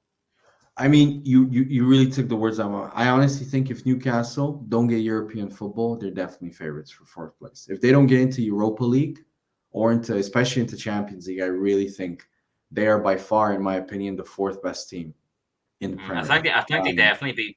I think they'll definitely be in the Europa League because I fancy them to beat Milan. I think it's just where I don't know. Milan are looking better. And I remember just the fact they've done so well at St James's Park. They've beat Chelsea, they've beat Arsenal, they've beat United. They were unlucky against Liverpool. They were unlucky against Dortmund too. I thought so. They rarely. How are they unlucky against Dortmund? I thought Dortmund deserved to win. Post second half, they missed chances you wouldn't believe. Dortmund first half were good, but I thought they were hanging on second half. Yeah, maybe. Thought a draw would have been a fair result. I don't know. Milan, I don't know. I don't think they're as formidable. I mean, apart from the PSG game, I thought against Dortmund, it was very balanced. I thought, as you said, I thought Dortmund were much better in the first half. They were better in the second. So I don't know if Milan... Home, to be fair, they were very lucky to get the point in PSG. I know it was a penalty, but they were battered by PSG and battered by Milan. That game. Away from home, they definitely they're not the same team. But and even Milan, remember the Milan game? Milan should have scored like 2 or 3 goals in the home fixture. They were outplayed in all their 3 away games. I would say that. So let's see. I mean, I don't think they're as formidable as home. They're not as good, I think, at home. And they're just not as good of a team, I think, in the Champions as they are in the Prem for some reason. So let's see. I mean, I'll be totally honest with you. I think they'll end up finishing 3rd because I think they will beat Milan, but PSG will do the business. And I think they're Liverpool's main competition for the Europa League. I think they could have a right go in that. That would be, I mean, that's my thing. If they get into European competition, whether it's Europa or especially Champions League, then I wouldn't place them as favorites for fourth. But if they don't, then I would be very worried as a Spurs fan, because then they can focus completely on the Premier League and the FA Cup, and I Mm. think by they'll get they'll get players back, and they'll be able to really focus on the league. And I just think as a as a team wise, they're better than Spurs, and they're better than Villa also. So Mm. yeah, for me it's Let's yeah. look back at some of the rest of these weekend results before we move on to the predictions for the midweek Yeah. games. They finished up. We spoke about it there briefly. Chelsea beat Brighton 3-2, another high scoring game. So Plenty of lucky. So controversy, lucky. plenty of controversy in it because, as you say, Chelsea got a bit of a soft penalty because it's one of them ones where it doesn't look a clear and obvious error. So I'm not sure why they Exactly. got It the goal. was At never. the end, obviously, Brighton were very, very, very, very angry because Gareth, you're also forgetting. Yeah. although the right decision was made with a penalty that had his head, Brighton felt they should have had a corner, and they were going crazy at the I mean, end. that was first of all, that was another joke of I Mm. don't know what the ref was thinking there. I know he totally forgot probably. But Gareth, you forgot another key decision. Caicedo should have been sent off. Should have 9 men. Yeah, and this is now a very common theme with Pochettino teams. Even Spurs would again. It was so Spursy to go 2-0 up and then lose. They score a goal from nothing, Brighton, and then you lose your head and get a red card. What are you doing? Game management's not been great. No, it's and Even they against were Spurs, even when they played 11 against 9, they nearly messed that up. Oh my God, that was the worst 4-1 I've ever watched and the worst hat trick that I've ever seen from a player. So no, it's just they're really not convincing. They're really easy to play against. They're very predictable. I just think, yeah, I honestly think I don't think they're gonna finish in the top 10. I said this at the start. Top 10. I'm telling you, they're not gonna fit. They're a poor team, have just a bunch of young players that have no idea what they're doing. Their captain is getting red carded and tweets and puts Instagram quotes more than he actually plays and stays fit. So like it's just a cesspool of nobody. They have 3 sporting directors and an owner that buys players instead of them.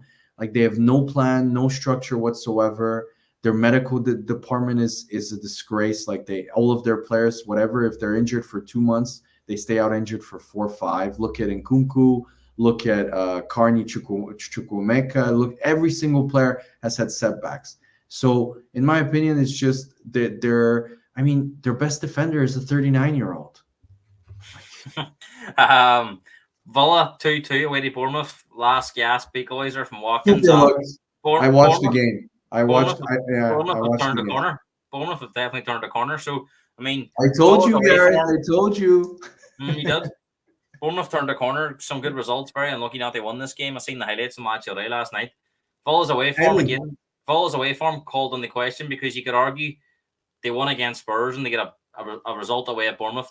4 points there. They could argue they could really have had 0, couldn't they? Because Spurs and Bournemouth should have put them away. No. This is Emery Bowl 101. I remember against Arsenal away, Emery would always sit back, be very passive, and just break on the counter. And this is exactly how they play. I don't understand how it can be so good at home and so bad. It was the same. Arsenal. It was carbon copy. At Arsenal, we had an amazing home record with Emery. Amazing. And then away from home, we would play really passive. We would give away like 15, 20 shots every game. Even again, I'll never forget, we finished 2-2 against Watford and gave away 32 shots. And if you watch the Bournemouth game, it was the same thing. Bournemouth missed numerous chances. Emi Martinez was easily man of the match of the game. He made 2 or 3 amazing, like close. The Bournemouth player, Semi Eno, should have had a hat trick at least. He killed, who was their right? Was it Matty Cash? I forgot who was their right back. Cash. But he killed him. He killed him the whole game, and he was super unlucky. So yeah, Bournemouth have turned a corner, and they definitely deserve to win. And that's the difference. When you have Watkins, you always have a chance. And if I notice with Emery, every single team that he plays at, he maximizes his strikers. If you remember with Arsenal, Aubameyang won the Golden Boot, and Lacazette Like had I the said, had best his best time under him, had his really. best season. He got, even though Aubameyang won the Golden Boot, Arsenal fans voted him as the player of the season. So he always gets these strikers purring to the max. So yeah, Mm. I mean, some all results here. West Ham, Palace, one each. what a boring game. Terrible Jesus. game of football. Um, Who would have Brentford, guessed? Who would have guessed Brentford, that? Brentford beat Luton 3-1.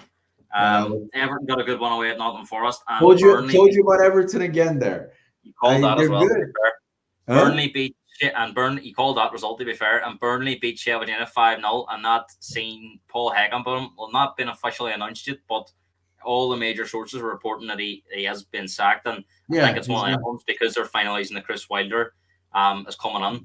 They'll probably announce it at the same time. So what's your thoughts on first Paul Heckenbottom being sacked and Chris Wilder as being touted as a replacement to come on? I mean, there was no. I mean, you lose 5-0 to Burnley, you're bottom of the league. There's nowhere else to go, I think. But let's be honest. He was given a poison chalice at the end of the season. He lost his best player to another promoted side. They didn't sign any sort of players. They lost a number of players, so their squad actually got smaller in the Premier League. So he was given pretty much no tools to work with, and then.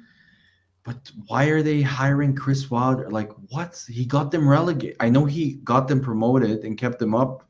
Had a really good season, but then he got them I think relegated. that's just to get the fans on site, to be honest. I mean, okay. I think deep down, Stefan, they probably know they're gone. They haven't got the quality. No, they don't have enough quality. Like they're a championship side playing in the Prem. Let's be honest. Like, and losing 5-0 to Burnley, who I don't know. The games I've watched Sheffield compared to Burnley, I'd be more impressed with Sheffield. Like, they gave Man City a really good game.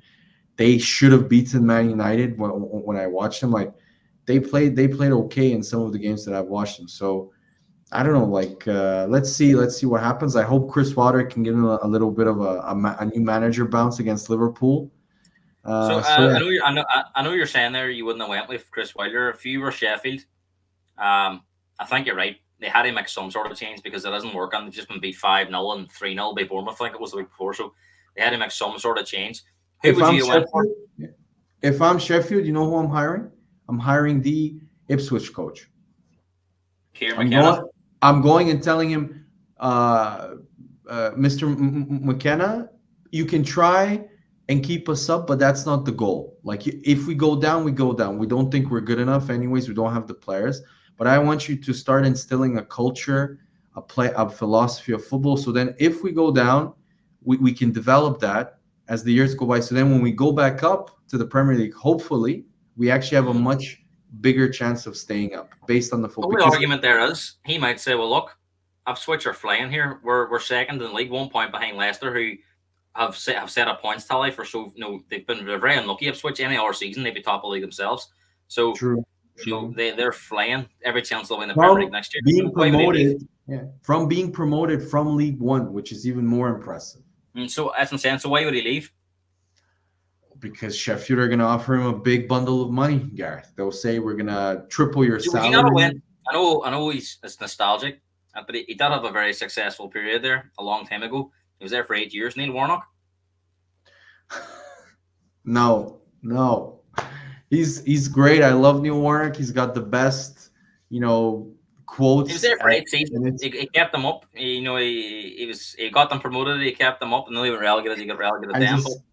I just think he's outdated. I think his football is outdated for the Premier League. There's no chance if he. They feel the same with Sam Allardyce, Steve Bruce, all these managers now are. Oh my God, Steve Bruce. Oh yeah, just no. Like, I think they need to have a vision. They need to have a structure.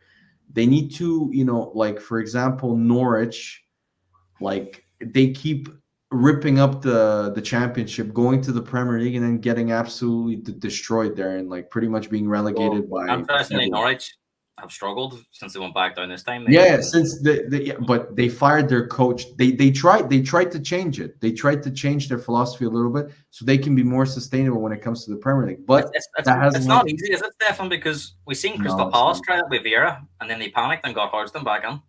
No, Palace were saying, like, they not only they signed players based on the new vision and philosophy for Vieira. They signed Young, usually French players that were more technical, more skillful, not the typical, old school Palace players that you remember. And now they've gone back because, let's be honest, it's much harder to go back up than to go down, in my opinion. So, I think Palace looked, they went into survival mode far more, and they're awful. Like when I They're a watch tough Palace watch. now, Palace are a tough watch. I just think like, Decore, you have Eze, you have some really you have Elise, you have Elise, some really Elise is talented, isn't yeah, you have some really talented, like skillful players, like, and you're playing with a deep block and like just it's awful and like long he? ball, like it's just it's sad to Let's see. let's get into the midweek games because there's plenty of good games to look forward to over the next few days. Amazon Prime streaming all these games, all 10 games over the next 3 nights, and they're all staggered, so you'll be able to near enough see a lot of this football. Mm, All kicks off tomorrow night at 7:30. Wolves take on Burnley. what a Um, classic!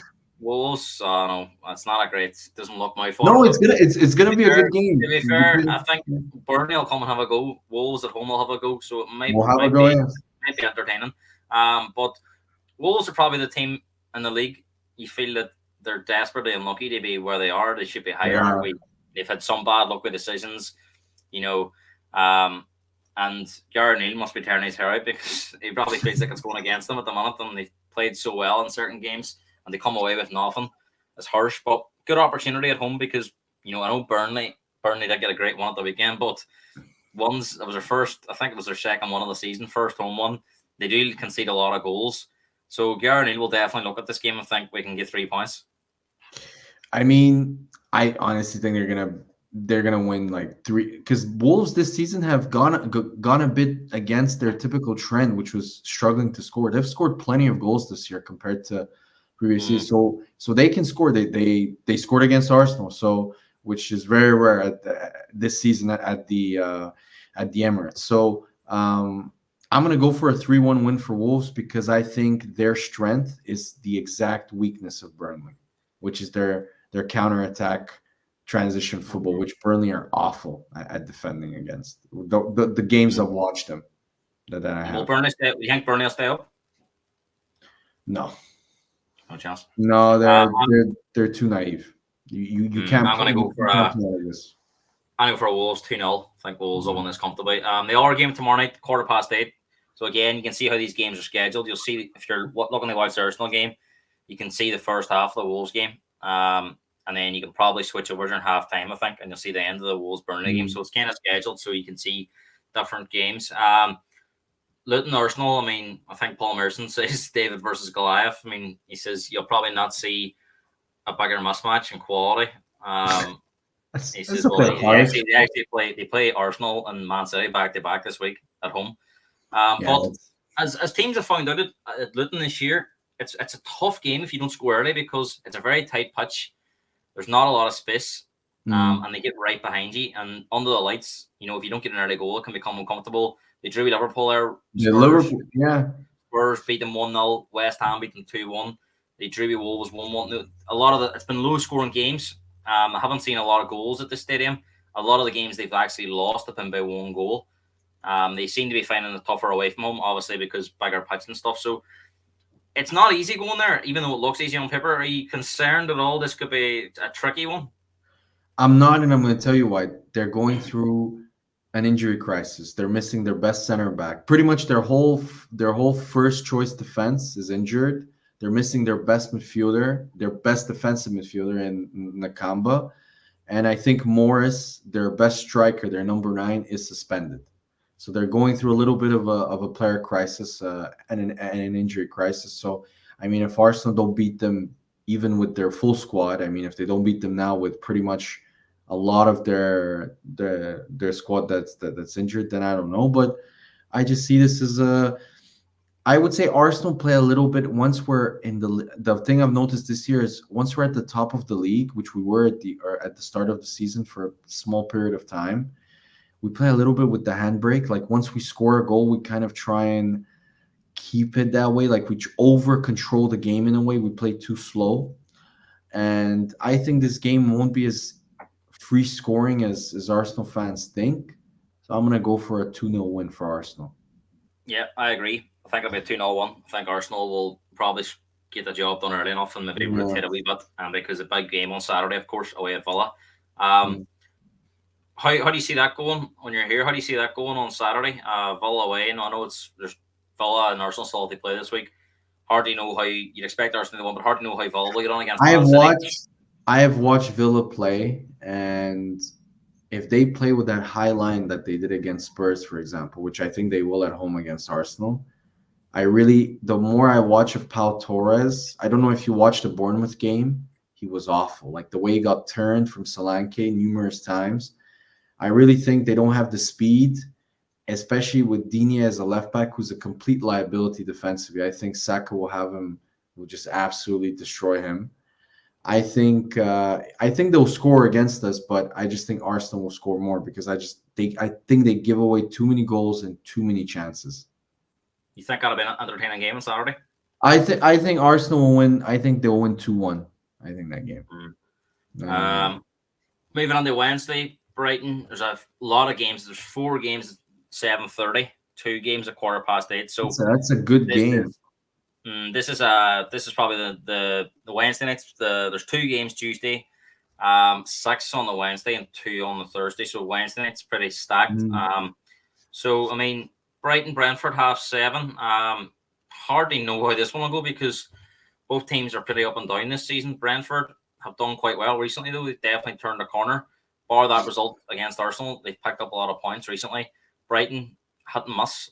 Europe definitely affecting them, but to be fair to them, done very well. They qualify for the next round of games. So maybe they're looking at it as they're unlikely to finish in the top 6 again anyway, because I think some teams have improved. They're a few points behind, so they might just think, you know what, as long as they're not going to get relegated, so we may as well have a go at the Europa League. So hard to know where their priorities lie, but tricky game to call. I'm not sure about this one. This is gonna be huge, Gareth, because you know this about these. I don't know if you know this about these 2 teams. The owners hate each other. Did you know that? Like, because they have very similar styles in terms of their recruitment. And no, because the Brentford owner worked with Tony Bloom in his company, then went independent and took a lot of the guys from Tony Bloom's betting company and set up his own, and he bought the club. So they really, I read a really good piece on that, on how like competitive they are when it comes to this game. So both owners are gonna really care. So this game will be spicy for sure. I don't know. I think the last few years, I think Brentford have had a little bit of the upper hand, or has it finished with draws? I don't know. Brentford, I think, we got 4 points against them last year. Yeah. I think Brentford have had the upper hand, but this at home to Brighton. With Brighton are a little bit this season, a little bit Jekyll and Hyde. A little, like they go and they destroy Man United. It doesn't take much, but they beat them at Old Trafford, and then they go to Villa and lose 6-0. So they're a bit, hit and miss this year. So I don't know. Brentford, I think, are slowly settling down. They won at the weekend. They're growing in confidence. I'm gonna go for a 1-1 draw this one. Sound like I'm copying you, but I think the same. 1-1 draw. Yeah. Crystal Palace against Bournemouth, probably not going to be a 7:30 pick of everyone. I can't imagine this will be at the front of the queue. But Palace, we know, we're very, very defensive. Probably Bournemouth play like the home team because they like to get on the ball and play. Palace are resilient, as we've seen. They were pretty poor in the first half against West Ham, but they did battle back for a draw. Thought West Ham were shocking in the second half. But in the end, they needed a West Ham mistake to score. It was a terrible pass from the ex-Arsenal player, actually, Mavropanos. I'm not sure what he was doing. And it ends up being That's why we sold him. And it ends up being a predictable 1-1 draw. I thought that a game at the weekend had a draw written over it. Couldn't understand why Sky Sports pucked that out of the games they would show, but that's the game I ended up watching, and it was terrible. But getting back to this game, I can't see many goals in this game. Don't know about you. I can. I think Bournemouth are going to win. I think 2-1 this game. I think Palace are going to score, but because Bournemouth play, as you've said before, they play with a really high line.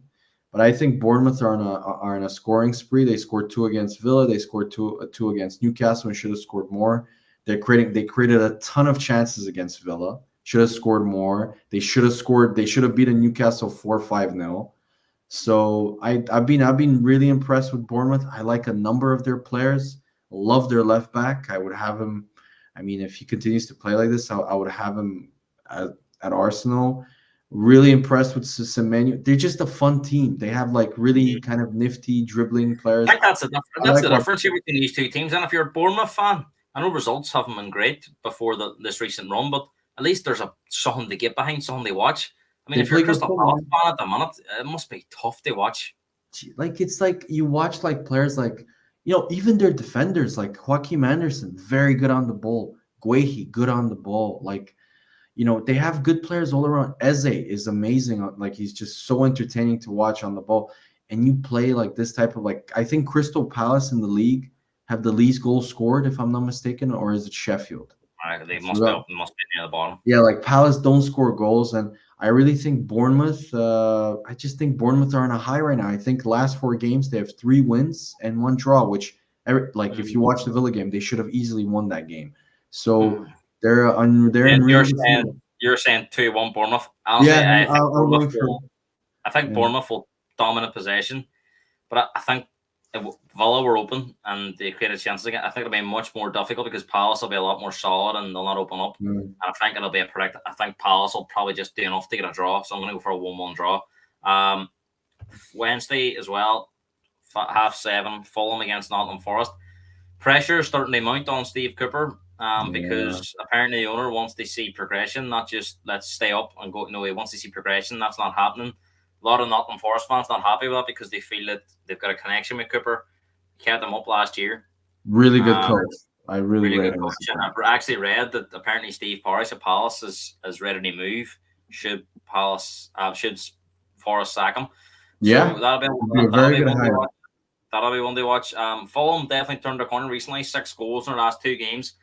Marco Silva says they definitely didn't deserve to lose the game yesterday against Liverpool. So the worry for Fulham before them last 2 games is they weren't scoring enough goals. So I mean, maybe they're in a good moment now. And Forest only won 1 in their last 6. So you have to favour Fulham here, wouldn't you? Forest have, I think, the worst away record since last year. So yeah, I'm not gonna go for Fulham. Looked really good against Liverpool. They looked really lively. They created a number of chances. I don't know if Forest are gonna give them as much space. Of course, they won't. But yeah, this game, Nottingham Forest are really. I'm gonna go for a 1-0 win for Fulham. I'm gonna go 2-1 Fulham. And the final game at 7:30 on Wednesday night is Sheffield United against Liverpool. Chris Wilder, I'm guessing, will not be in charge for this game. Apparently they've targeted Brentford at home on Saturday as his first game, probably more of a winnable game. Even though Brentford are doing well, but definitely would if they're going to get a result, you would imagine it'll be Brentford, not Liverpool. So he'll probably watch from the stands tomorrow night. They'll let an academy coach or someone in the background team take this game. And I mean, it's hard to make a case for Sheffield United doing anything here against Liverpool, isn't it? No, even though it's one of those games where Liverpool love to screw up against these type of teams lately. I remember last season they lost to Forest away 1-0. This season, Luton, I mean, they played really bad in that game against Luton, especially in the second half, and they drew in the end. Well, I mean, Sheffield are awful. I wish I could say because you know how biased I am against Liverpool, but no, it's gonna be. I'm gonna go for a 3-1 win for Liverpool. I think Liverpool will score 3 as well, and they'll get a clean sheet this time. So 3-0 Liverpool. Wednesday, 8:15, 2 games for selection. Probably the most difficult choices of the week because you've got Villa, Man City, and Man United, Chelsea at the same time. I think this game, but could be the better game to watch because I think there could be plenty of goals, and their positions in the table suggest they're better sides than the 2 we're going to speak about next. So, Villa's their home record of 13 wins in a row is going to be seriously put to the test between now and Saturday. They've got Man City and Arsenal at home. Which of the games do you think they're more likely to get a result on?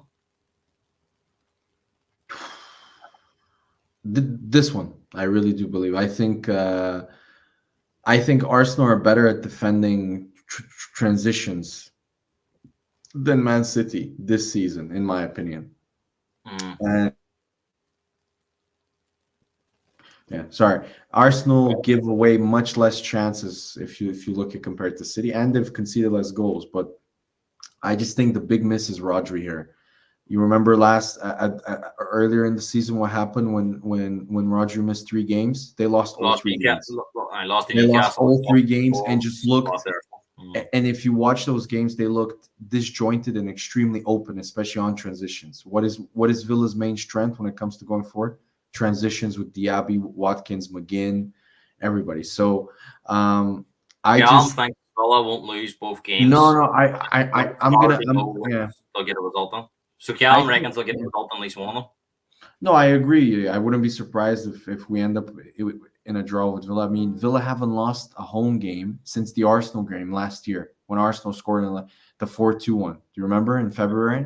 Yeah. Martinez. They haven't lost a home game since. And last season, if you don't remember, Man City drew 1-1 with Villa there. Yeah. So I see this game again. I'm gonna go for a 1-1 this game. I think Villa will give it everything, but I've just watched them recently. I know they're away from home in these games, but I think they give up far too many chances. I agree with this. I think City and Arsenal will both punish them this week. I think Villa will lose both games. I'm being more hopeful than realistic here, but at the same time, Gareth, Villa score a lot of goals, man. They do. Lot. They really need to tighten up, because it's one thing being open, but I love to see the teams they've beat at home recently, because off the top of my head, this season, I don't think they've been away to Liverpool, been away to Spurs, been away to Chelsea, been away to Newcastle, so they haven't actually played like a top. They got trashed by Liverpool and Man City away. They beat Brighton at home 6-0. They got destroyed by Newcastle. I thought that was a bit flattering. So that's what I'm saying. So they haven't actually played like a top team at home. So a lot of the teams they beat at home are teams you would expect them to beat. I know, to be fair to their credit, it's not easy to win all their games. So there is. They're not played. You have to give them credit for that run. They be 13 in a row at home, dating back to last season. But the the games they've played at home this season have been favourable. So I think and I think they'll be found out, Stefan. I just think Man City and Arsenal will be too strong for them. Yeah, I wouldn't be surprised if Man City beats them. I really wouldn't, but I just think Man City don't look as good going forward. And I really think Rodri is key when it comes to building up the play. And if he's not there, I just don't think, one, there's no defensive shield, and two, I just don't think Kovacic is as good as him distributing and kind of building up play from wing to wing, passing it through the lines. I don't think he's that good. And I just think McGinn is licking his lips for this game. They're really up for it now because they're missing a key player, Rodri, and I think that the Aston Villa midfield is going to be really up for this, because I really think they're a formidable midfield. Douglas Luiz, Tielemans, McGinn, or Kamara is also really good. They have a really, really solid midfield. So you're going 1-1? Yeah. I actually think this will be the game of the week. I think this will be the best game in terms of goals. It might be higher scoring. I'm going to go for a high score. I'm going to go for a high score. Man City 4-2. 4-2. Yeah. Villa give away I agree with Villa give away far too many chances. They're really open. But wait, sorry to interrupt you. I don't know if you read Doku might also be injured. I just think Haaland will have an absolute field day. But who's going to? I think Haaland will be buoyed after what happened in that Spurs game. He'll be out. He'll be hungry. I think. But I'm intrigued. I'm intrigued. Who's going to play? Because Grealish is suspended. Doku's probably going to be injured. So who's going to play on the wing? Who's he going to put? Bernardo Silva and put Kovacic, and who's going to play in midfield then? He's going to have to play. He wouldn't know. With Pep, he could bring a youngster on, and he could. I don't know. He might play. He might play Rico Lewis midfield, and he might play Bernardo Silva higher up. That's true. Yeah. But then they're not going to be. Regardless, they'll have too much firepower for Villa's back. But then, if you think about it, Gareth, they're not going to be, because the thing with Villa is because they're so open, they're super susceptible to You know what he might transitions. do, actually? He might play Alvarez off the left. And who's gonna play at 10? Oh, Silva. And he'll play Lewis and beside Kovacic. And then Foden on the right. Foden on the right there. Man, that's not bad. The only thing I would say is if Villa frustrate them and go a wee bit more defensive, Yeah, might no, change. Emery is not stupid. He's not gonna go out. Man City won't have a lot off the bench to change it. Yeah, that's the thing. The Emery, one thing. I'll give credit to Emery for. You're not gonna go into a game with Emery unprepared or not knowing what to do exactly. So with him, he's very good with that. I just think Haaland could end up with hat-trick or something. I just fancy Handy. He's going to be, after what happened on Sunday, I think he's going to be right at it. So I think Villa could pay a penalty. Normally on paper you would say this would be the match everyone would be looking forward to, but to be totally honest with you, I'm watching the Villa Man City game. 100%. United against Chelsea, 8:15. Mid-table clash, Gareth. And what is it's a massive game for both teams. I think if Chelsea were to go here and roll them over, I think it's dire straits because I just don't know where it goes, Matt. I know they've got Bournemouth on Saturday, but looking at Bournemouth at the minute, Bournemouth will be like on their laps going to Old Trafford too. So I'm telling you, man. Saying highlight the Liverpool Anfield game on, I think it's the 19th of December. That is the day he's gonna get sacked after because they're gonna lose 5-6-0 there again. But this game, how do you see this game go? I don't know if it's just me, but ever since I've started watching Man United Chelsea, this is the worst game out of all the big six clubs. It always ends. It's always horrendously boring, and it ends in like a 0-0, usually a 0-0, or it's usually a draw. I'm really intrigued to see the head-to-head, but they usually end. It's a really boring 1-1 or 0-0. So, or Man United win. I think I don't remember the last time Chelsea won against Man United. So, for me, this game, honestly, Old Trafford, Chelsea are terrible. Like, honestly, Gareth, I'm gonna go for. I'll be shocked if Chelsea get beat. I'm gonna go for a really jammy 1-0 win for Man United. I really don't rate Chelsea, Gareth. They snatch defeat from the jaws of victory almost every game. Game management. If they don't keep 11 players in the pitch, you know what? This is exactly what's gonna happen, in my opinion. Chelsea are gonna get into the game. They're gonna dominate the game. They're gonna create chances, not score. Man United are gonna throw a counter attack, penalty, boom, 1-0. Well, as you say, game management's key because they've had players sent off in their last two games. So Chelsea need to try and keep 11 players in the pitch. If they do, it's hard to see United. Do you honestly see this Chelsea side going to Old Trafford, no matter how bad Man United are, and getting a win there? I think the one. I think the 1-2-1. Nice. I don't know. I see a Man United win. Ooh, this is another amazing game. Moving on to Thursday, Everton Newcastle at 7:30. Everton, to be fair, take away that points deduction, they would be as good as Sif already. Because they would have had 17 points. I think they would have been 8 points clear of the bottom three. So, I mean, and they don't look in any danger. They look to be playing with Wendy Forest done well. Definitely done well. Usually Everton rely on their home form, but their away form this season's been good. They've won at Brentford, won at West Ham, won at Forest. So lost to well.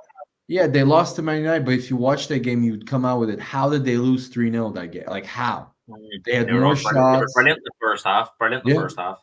They played. Really well if this had been at St James's Park, I could only really see it going one way. But the fact that Everton's at home, and I know they said their away form's been decent as well, but Newcastle at home have been very strong. So the fact that Newcastle have lost to Bournemouth recently away from home, and they haven't been the same team out of St James's Park. So I mean, hard to call, but fancy Everton here. I think they might get a result. I'm gonna go for a 2-1 win for Everton, and for me, the biggest reason for that is Nick Pope being out.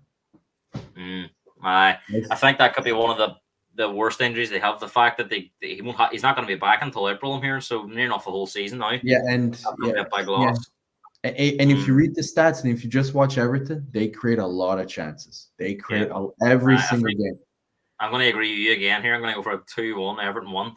And the final game, the best they last, of course, the Thursday London night. Derby. It's actually at 8:15. I don't know why this is 8:15, right? 8:30, but we'll just change that there. So we've got Spurs and West Ham at 8:15. They round off the Amazon midweek fixtures. Pressure on Spurs, Stefan, as we spoke about. No good going to Man City and getting a draw if you don't follow it up here. Yeah, I mean, and a different type of game because Villa were open, Man City were open, West Ham are not going to do that. They're going to put 11 men behind the ball and say break us down. And this game for me is going to be the first real test of Ange's system because this game, West Ham, Spurs is their cup final. I mean, that's what Spurs fans always tell me about West Ham. Oh, well, that is, trust me, West Ham. Yeah, I mean, I mean, let's see. Yeah, they really, for some reason, they really hate you guys. I don't get. They don't have the same vibes for us or for Chelsea or for any. They really hate Spurs. I don't get why. Spurs and Millwall are two big ones. Yeah, Millwall. It's obvious why, because of the firms and stuff. But like, they hate you guys. Like, Spurs, I think because they don't get to play Millwall that often unless it's in the cup.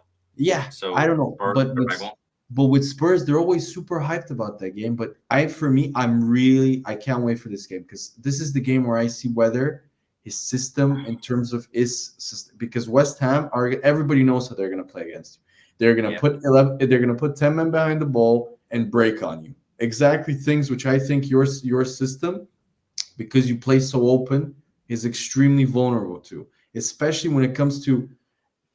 They have some serious midfield. Like Paqueta, in my opinion, can easily play for Arsenal or for Man City. Very good player. Very good player. Bowen also can easily. I honestly think Bowen is the perfect Liverpool winger. Do you remember when they played Brighton and had 23% possession? Now, if Mum won the game 3-1. Yeah, so and definitely a dangerous team. They're lethal, and in terms of, and one of the biggest reasons for that is Bowen. Mikel Antonio is either ridiculously good or ridiculously awful. I've never watched good record against Spurs, but yeah, he always scores against you guys. So let's see if he's fit. I don't know. Player, I know we've mentioned a few players. I know the player that worries me the most, just because of the height, is Souček. I don't know if he's gonna start. He doesn't start as much anymore. The other guy starts. I think he's been doing well recently. They're going to have to play him. Alvarez, I think they'll play. I think they'll actually pack him upfield. I think they'll play. I would be honest. Alvarez or Price, Souček, and they'll play that Paqueta out wide or something. Even with Romero coming back, I would still be very concerned because they are massive. Like every single player is good in the air, especially if they play Souček. They have every single, like Antonio's big. Souček is amazing. Zuma is really good on corners. Like every single player is dangerous in the air, pretty much. So even Bowen, I've seen him score headers. I think this is the type of game where we need to get an early goal and finish them off. Yeah, you need to get an early goal, and if you concede first, that's a nightmare because they're gonna put. Yeah, they're gonna put everybody behind the ball. It's gonna be they're going to put 11 men behind the ball. No. Yeah, they're gonna put it anyways. But once they score a goal, that's gonna motivate them even further to defend, and then they're gonna break on you. And that's when it gets real bad with West Ham, and they're gonna be hoping for a free kick for for example, like what you did, like what was Brian Gill doing, or was it Lo Celso? See, stupid free kicks like that. That shows lack of like game management. Where thank God they'll have the warrant against West Ham not to give an silly away. Yeah, you cannot like the free kick. They like 1 minute after you scored your first goal, Son scored. The Celso stupid, he kicked them. Yeah, you gave away a stupid free kick. Immediately, Man City score from the free kick. You cannot do that against West Ham because they're just as dangerous from those type, especially corners too. So for me, I'm really intrigued to see this guy. I think this is a real big test, a really big test because West Ham. How do you see it going? I think he'll beat them. I honestly do. I think he'll be. I'm gonna go for 2-1 Spurs. I think we'll beat them 3-1. I think it'll be 3-1. You're gonna score 3 goals. Okay. I think it could be one of them games where we need to be ruthless. Like we give away. We can't do that against Villa, or we will get punished because the same thing will happen. But I think Romero. I think Romero back is a big boost. Let's see. Let's see. I mean, I'm intrigued because West Ham are a very kind of uncomfortable side for teams. Well, there we go. So that is the midweek predictions done, and been on air for 2 hours, so it's been quite a long show. So hopefully that whetted the appetite for this week's games. Obviously, no football on tonight. Want to thank Stefan for his participation. Always a fantastic guest, and Stefan's going to be back on the 21st or the 22nd, I think it is, for the Liverpool Arsenal podcast with Callum. And I'm really looking forward to the combined 11 we're going to do, because I don't think Kenny's is going to give much away. I'm really looking forward to that. But Stefan, thanks very much for coming on. I want to thank everyone for their comments. Plenty watching tonight as well. I can see in the top left corner. So make sure if you're new around here to like the video and subscribe to the channel for more content. Stefan, thanks very much. I'll see you again soon. Thank you, guys. See you, man. Good night.